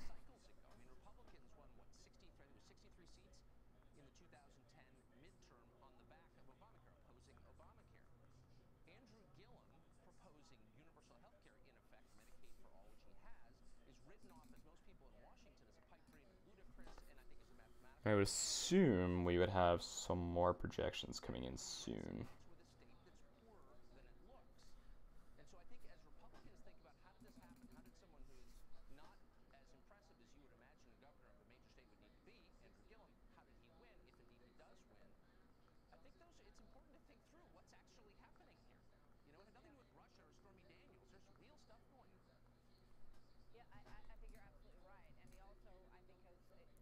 So where are we at here? Still 23 to 18, 23 to 19 now, 23 to 19. So a Republican has been projected to win. Yes, there it is. In Florida's 25th congressional district, Mario Diaz-Balart is winning re-election for a 9th term, which will put us at 23 to 19. So there's currently a plus of at least 4 House seats.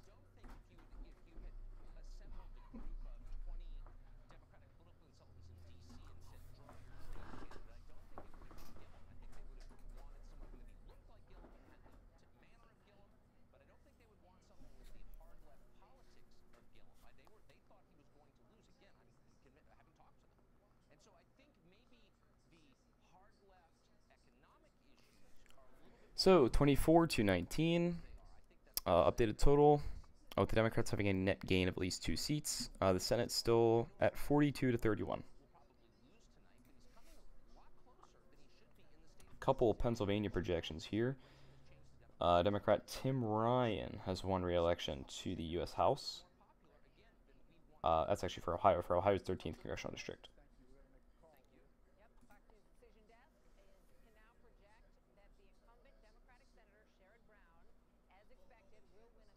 Yeah, Sherrod Brown for the Ohio Senate has been called over Jim Renacci.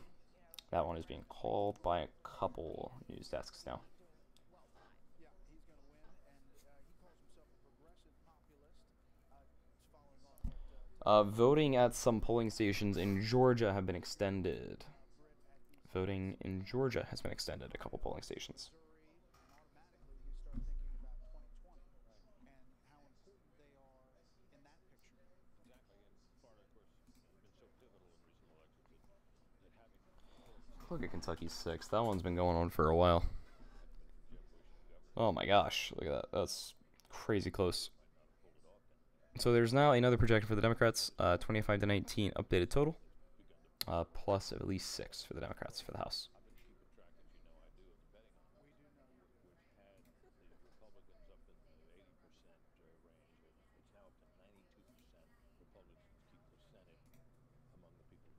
So I'm going to go and take a look here. The Pittsburgh Post-Gazette has all the updates for the different areas. Actually, I know what I can do.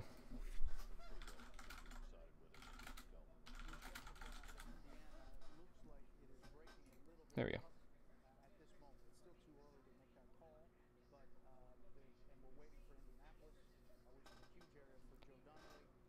So yeah, Mike Doyle uncontested will win for Pennsylvania District 18. But most of these areas are still pretty tight. If I look at Pennsylvania District 10, which is an interesting one, still no results for the 10th district.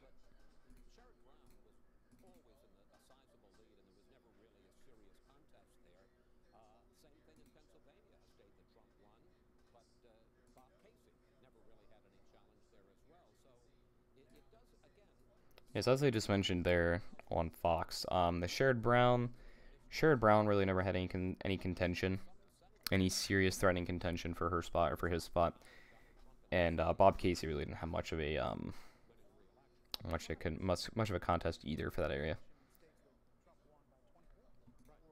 So most of those are expected, you could say.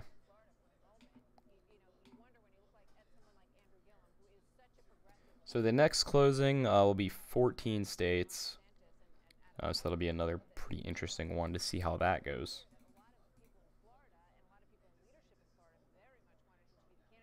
But yes, the updated results regardless of what CNN tells you is 25 to 19. I'm sure CNN has completely different numbers if I were to look. So Florida's 25th district will stay red. Bill Lee, Republican Bill Lee, will win Tennessee's governor race, according to an NBC projection. Florida Republican DeSantis is now in the lead against Democrat Gillum in that area, in which a lot of people projected Gillum to win, but really could go either way at this point. So let me go ahead and look in the way this is going now. 59% reporting. This one's going to go quite a while. Really isn't that far of a lead for anybody at this point, so I'm sure this one will go pretty far. The Republicans just gained one House seat. It's now 25 to 20. So a total 25 to 20 for the U.S. House.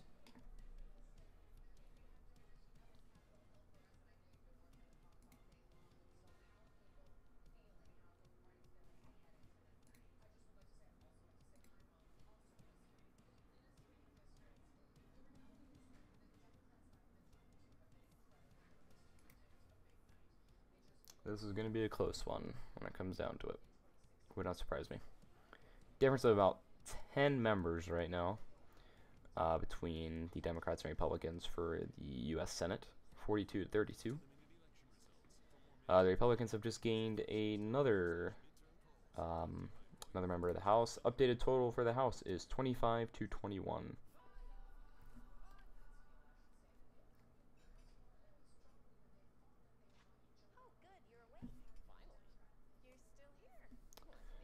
Should be a close one when it comes down to it.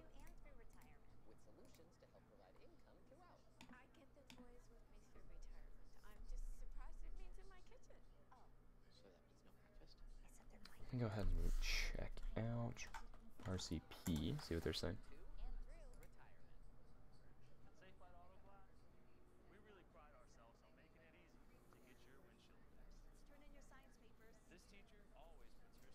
I'm interested to see if anything starts getting called here soon in Pennsylvania. Pennsylvania is going to be a really interesting one. The 10th district is the one that I'm really looking for. And the 16th district. Virginia's 2nd district is close. See how that's going. Scott Taylor has about a 4% lead over Democrat Elaine Luria in that area. Kentucky 6th, one we've been watching since the start of the stream. Still pretty close. 85% reporting that one should be called soon, I would assume. And regardless, or just depends on the way the vote goes, but I believe that one will be called in the direction of Andy Barr. But the Democrats have just gained 1 or 2 seats, couldn't tell. The updated total for the House is 27 to 22. 27 to 22.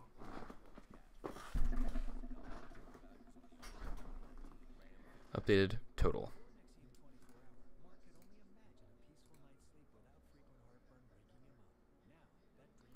So Bob Casey has won Pennsylvania Senate. That was one I mentioned about earlier. One that was kind of expected.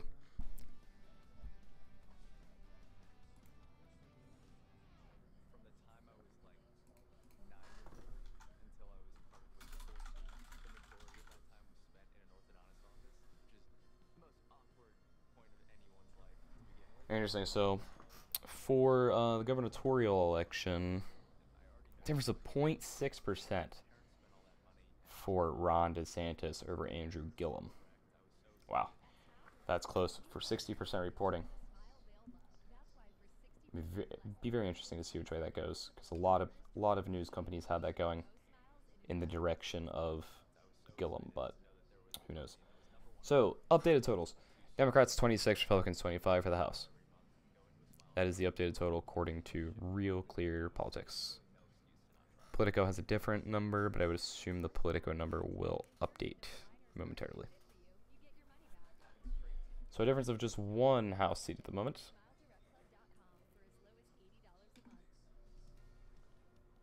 I assume we're going to have another projection here soon. Next polls are going to be closing here in about 10 minutes.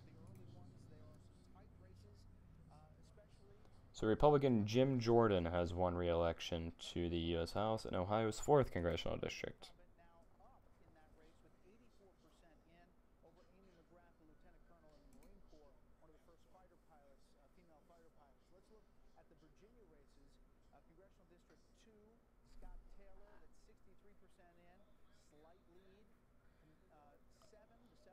Should be waiting here. Shouldn't be too much longer until we see some more projections come in for some of these tighter races.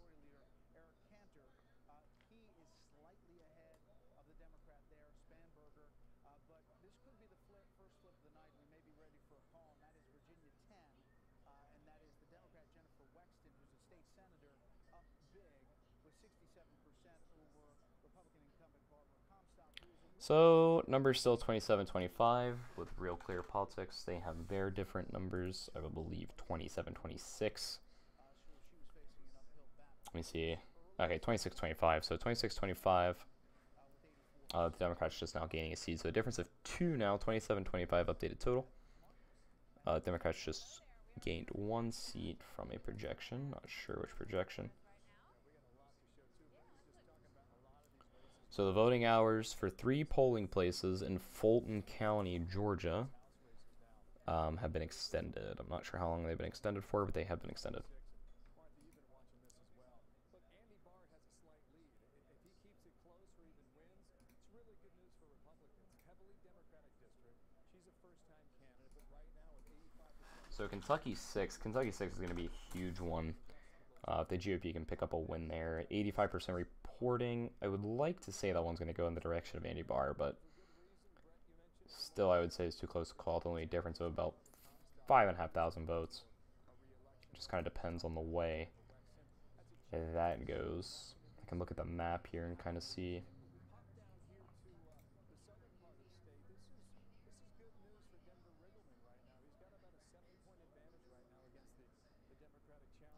Oh, gotta love it. New York Times forcing you to pay to watch or to read an article. Good times.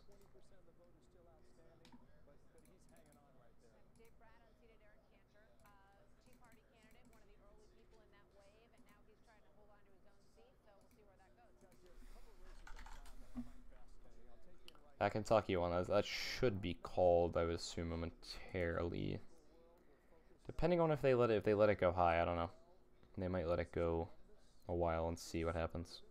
It goes out to a rural area. It's a developing part of America that seems to be growing every year.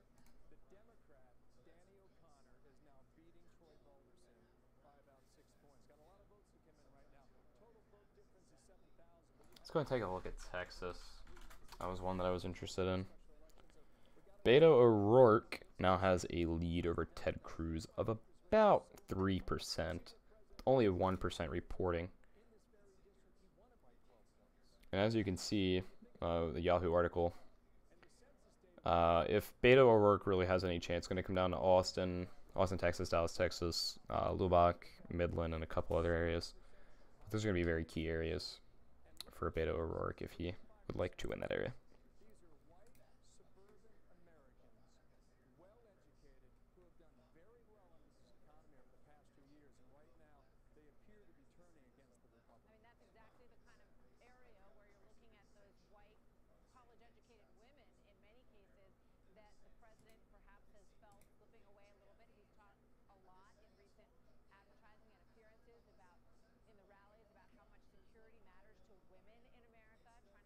Patrick McHenry, Republican Patrick McHenry, has won re-election to the U.S. House in North Carolina's 10th Congressional District.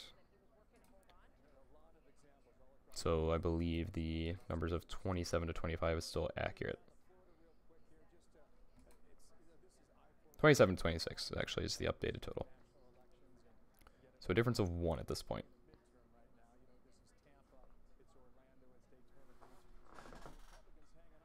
Really still at this point, anything can happen.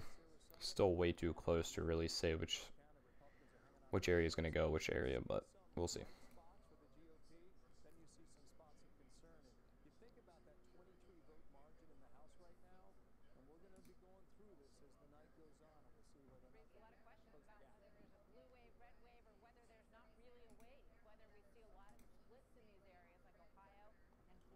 Kentucky 6, I would imagine. Any minute now is going to be called. 85% still. Andy Barr having a lead of 2.2%.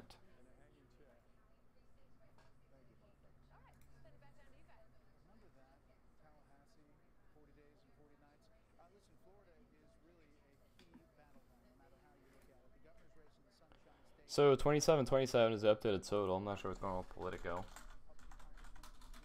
But Real Clear Politics has it at 27 to 27, a tie at the moment for the House. Let's go ahead and take a look at Politico.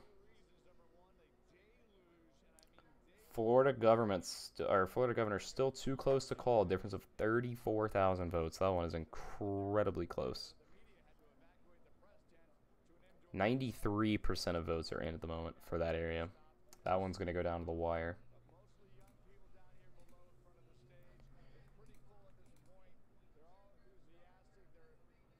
This Politico does not seem to want to work very well with OBS for some reason.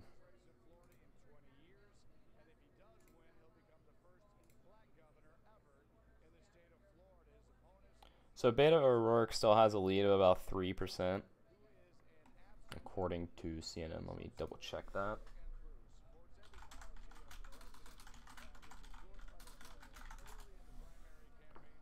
No. Or never mind. This is for Texas. This is for Texas government. Let me look at Texas Senate. Yeah, there you go. About 2% actually. 2% on the dot for Beto O'Rourke over Ted Cruz.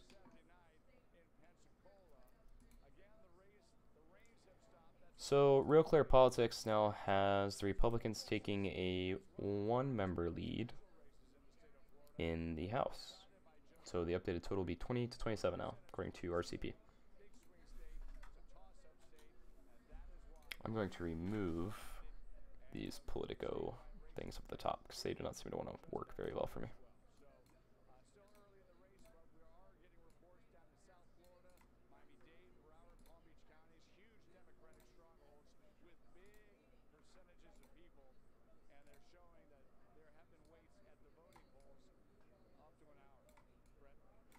Wow, so according to somebody with Fox News, there's been waits of an hour, according to somebody there. So Republicans have taken a Senate lead. Republicans are up 30 now. So let's go ahead and take a look at RCP, see what they're saying for the Senate. Updated total, 42 to 31 for the Senate.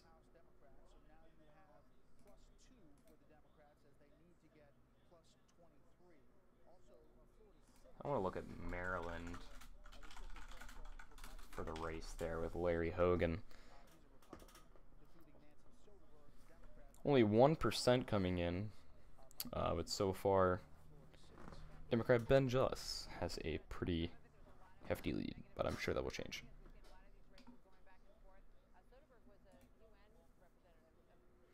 Republicans now have a 2-member lead for the U.S. House, 30 to 28.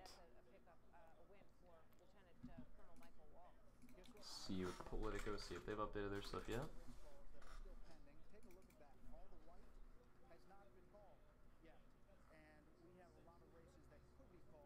Fox News has a 30 to 26, so a couple places have different numbers, but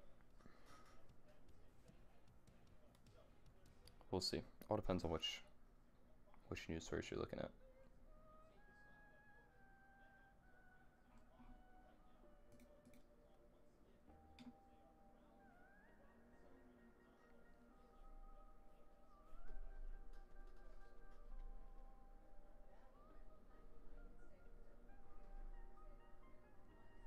Yeah, CNN's been weird with their numbers. They were posting earlier that the Republicans or the Democrats have like a 15-member lead or something crazy like that. But polls have now closed in Arkansas, so Arkansas now has polls closed, so we should see some results coming in eventually for there.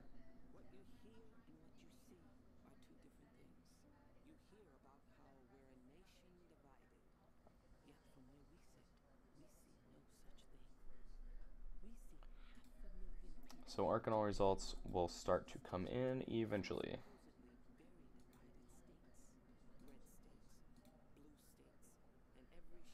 So the Republicans are now sitting at 31 House seats compared to the Democrats' 28 House seats. Difference of 3 with the latest projection coming in.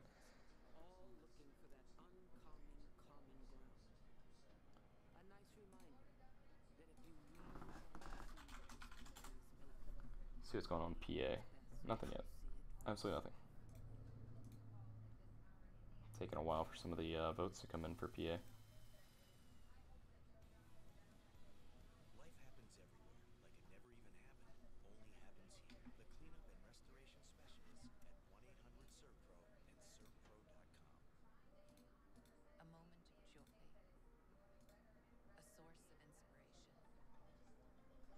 So that's weird that I can't get these streams to play audio.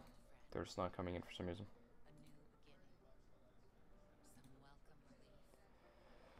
But for people that are just joining, updated totals are now 31 to 28 for the House and 42 to 31 for the U.S. Senate.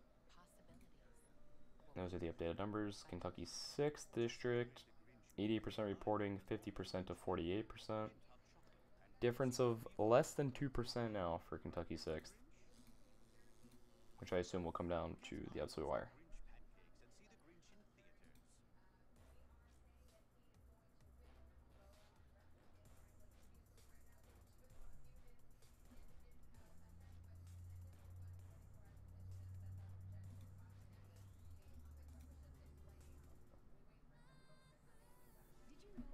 Interesting. So some networks now are showing the Republicans with a 50 to 60% chance of maintaining House control, which is up from at least, I believe, a 20% chance just a couple minutes ago. It is now 8:30 on the East Coast, 7:30 in Arkansas, where polls have just closed, and Fox News can project that incumbent Republican Governor Asa Hutchinson will defeat. So Asa Hutchinson is projected to defeat Jared Henderson for Arkansas governor. Asa Hutchinson is the incumbent Republican for Arkansas. So another projection here, Republicans now have 33 members of the House compared to Democrats 28. 33 to 28 updated total, according to RCP. Let's take a look at 538 here and see what they're saying.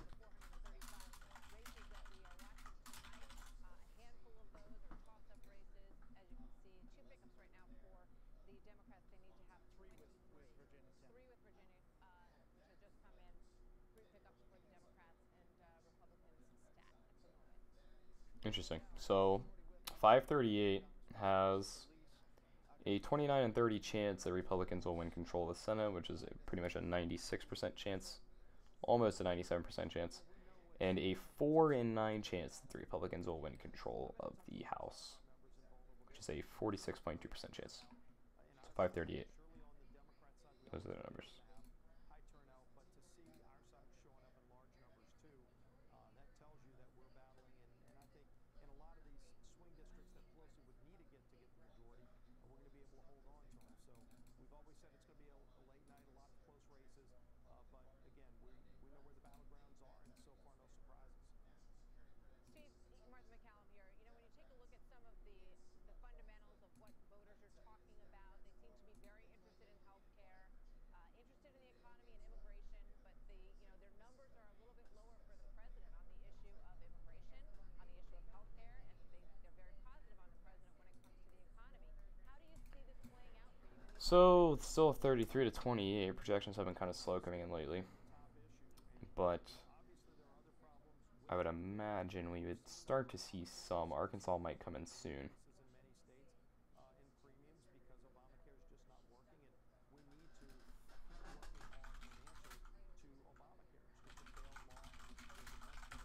Look up some of the congressional districts for Arkansas and see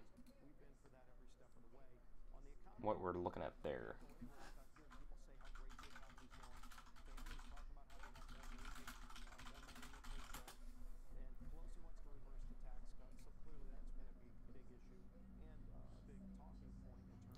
$33.29 updated total. Okay, interesting. Yep, 33.29. So 33.29 is the updated total. Now 33 Republicans in the U.S. House to 29 Democrats in the U.S. House. Not too much information so far for Arkansas, but I'd imagine it's probably going to maintain this here, I would assume.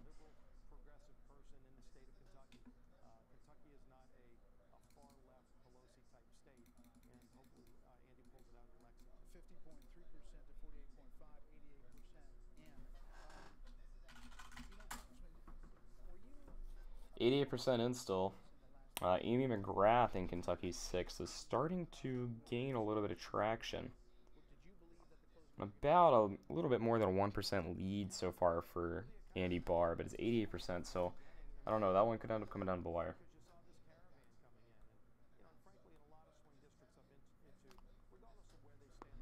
Yeah, it's going to go all night, man. Got quite a while to go. But I have a good feeling that by about 11:30, 12 o'clock, we should know. Yeah, I agree with Elon here. I don't know what CNN's doing. CNN's projecting people left and right, and it's just generally being kind of stupid in what they're doing.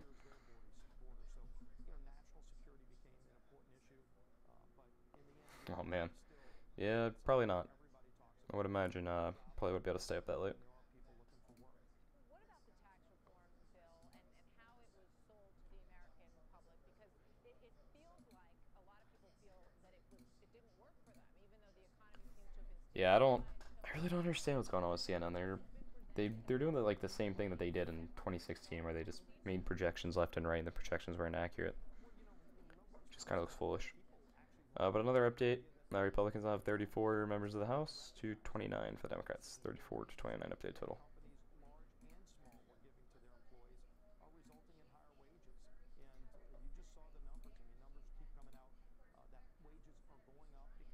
Somebody said CNN is in meltdown mode.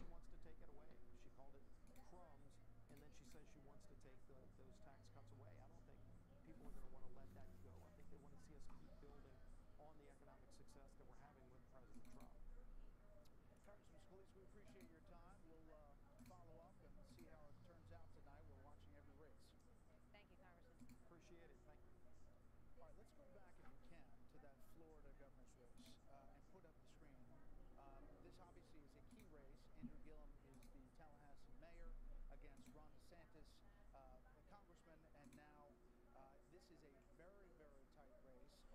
Wow, so Ron DeSantis has a less than 2% chance, a difference of 84,000 votes. Ron DeSantis has 50% to 48% over Andrew Gillum for Florida governor with 93%. That is probably going to go very similar to the presidential election and go towards about 99. Yeah, so Broward County is him. So 93%. You've got like the Panhandle is a late return. So it should be coming in.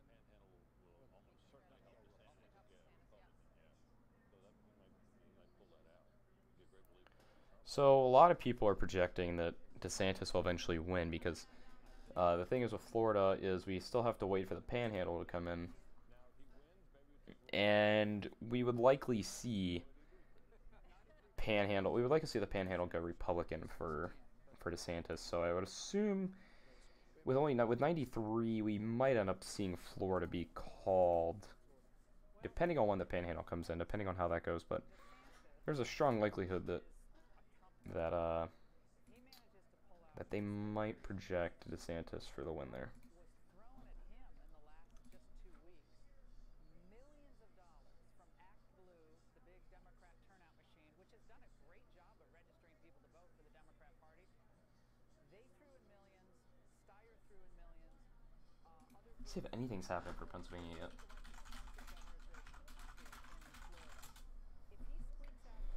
Nothing. Nothing. See if there's anything for York Daily Record. Nope.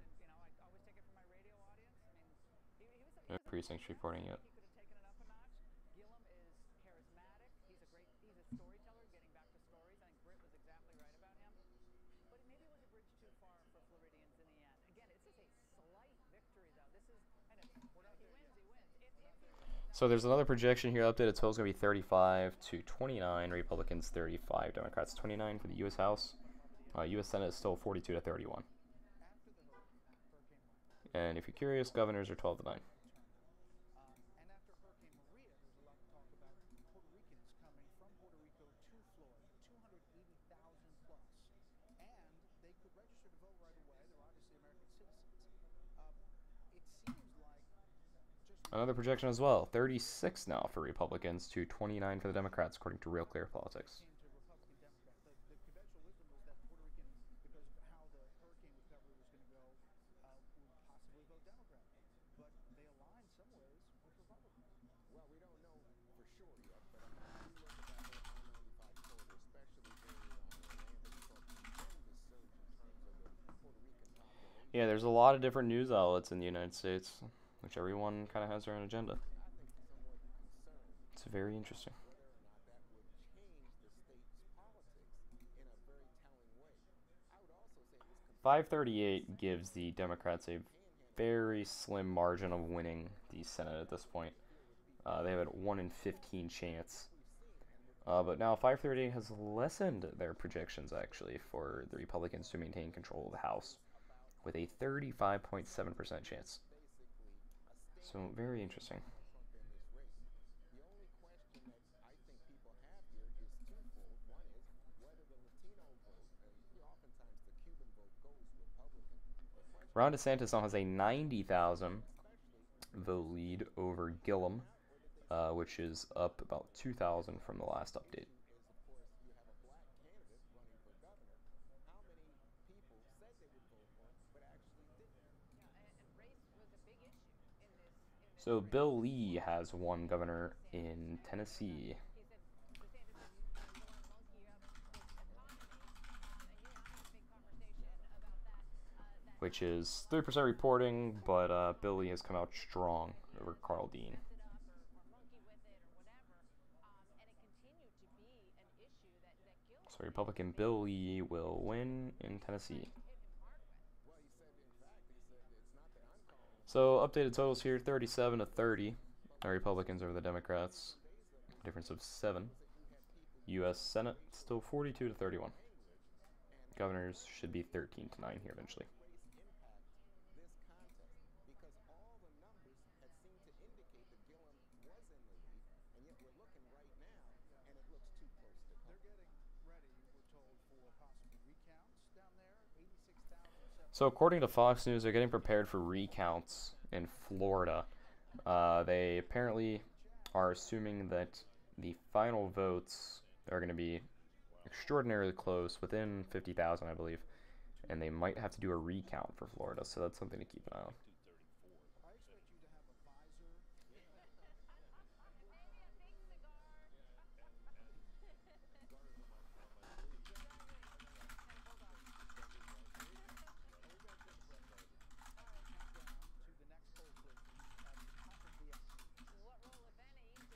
It appears that it plays a big role, but people seem to think it cuts both ways. Maria Bartiromo joins us on that, coming up next. If we're going to steal Christmas, we're going to need the element of surprise. So predictions, according to World Events Live, is 90 to 98% chance that GOP will win the Senate, and a 60 to 70% chance that the GOP will maintain control of the House. I respect that, but that cough looks pretty bad. Try this new Robitussin honey.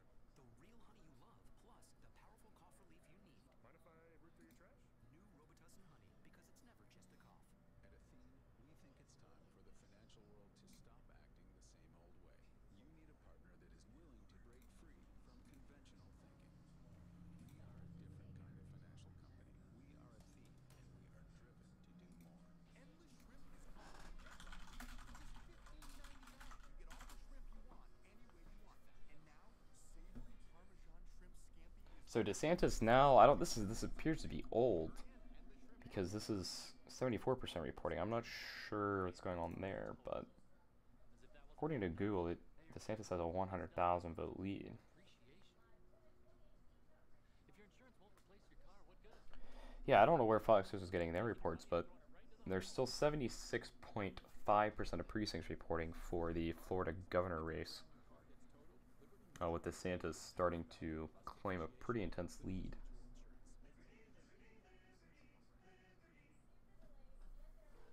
Pre-election polls, interesting to note though, pre-election polls had Andrew Gillum with a pretty good chance of beating Ron DeSantis.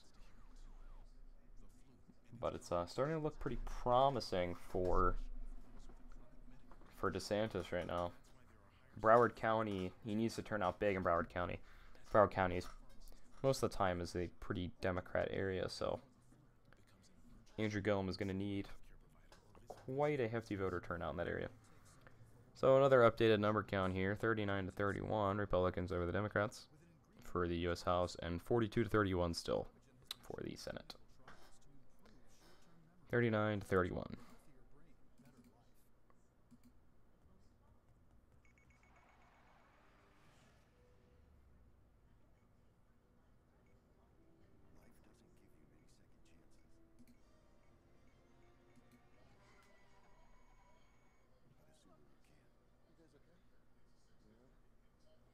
EyeSight with pre-collision braking, standard on the Subaru Ascent.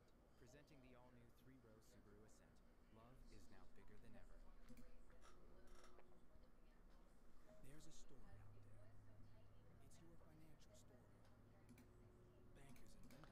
But it'll be interesting to see, depending on what the spread is for Andrew Gillum, if there's any kind of recount demanded. 40 to 32 current total for the U.S. House, and 42 to 31 still for the U.S. Senate. Polls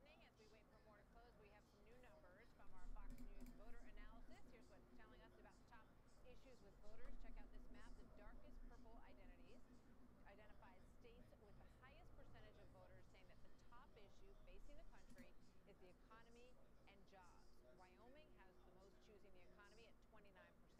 Minnesota has the fewest saying the economy is the most. So in a race for the U.S. Senate seat in Indiana, ABC News projects Republican challenger Braun to defeat the incumbent Donnelly for the United States Senate seat in Indiana, which is huge.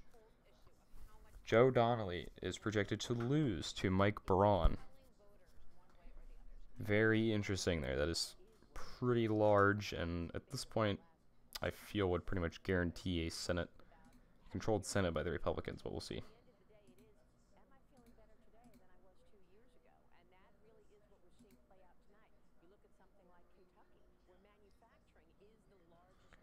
So Kentucky 6 is now being projected to go to Andy Barr. Republican Andy Barr is projected to win re-election for the United States House in Kentucky's 6th congressional district. I'd imagine this one's pretty close. Yeah, pretty close, but Andy Barr eventually pulled away with a win there. So that's another big one there. Should put the numbers at about 40 to 34 is the current total. 40 Republicans to 34 Democrats.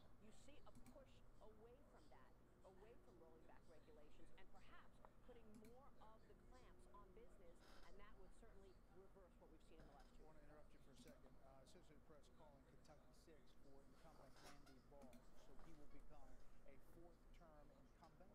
We're putting the check mark next to Andy Barr. That is a huge, huge development in the early races. Again, as we were talking early on, so Republicans are now considered the favorites for the House, according to a couple forecasts and betting markets. That's a report by Bloomberg.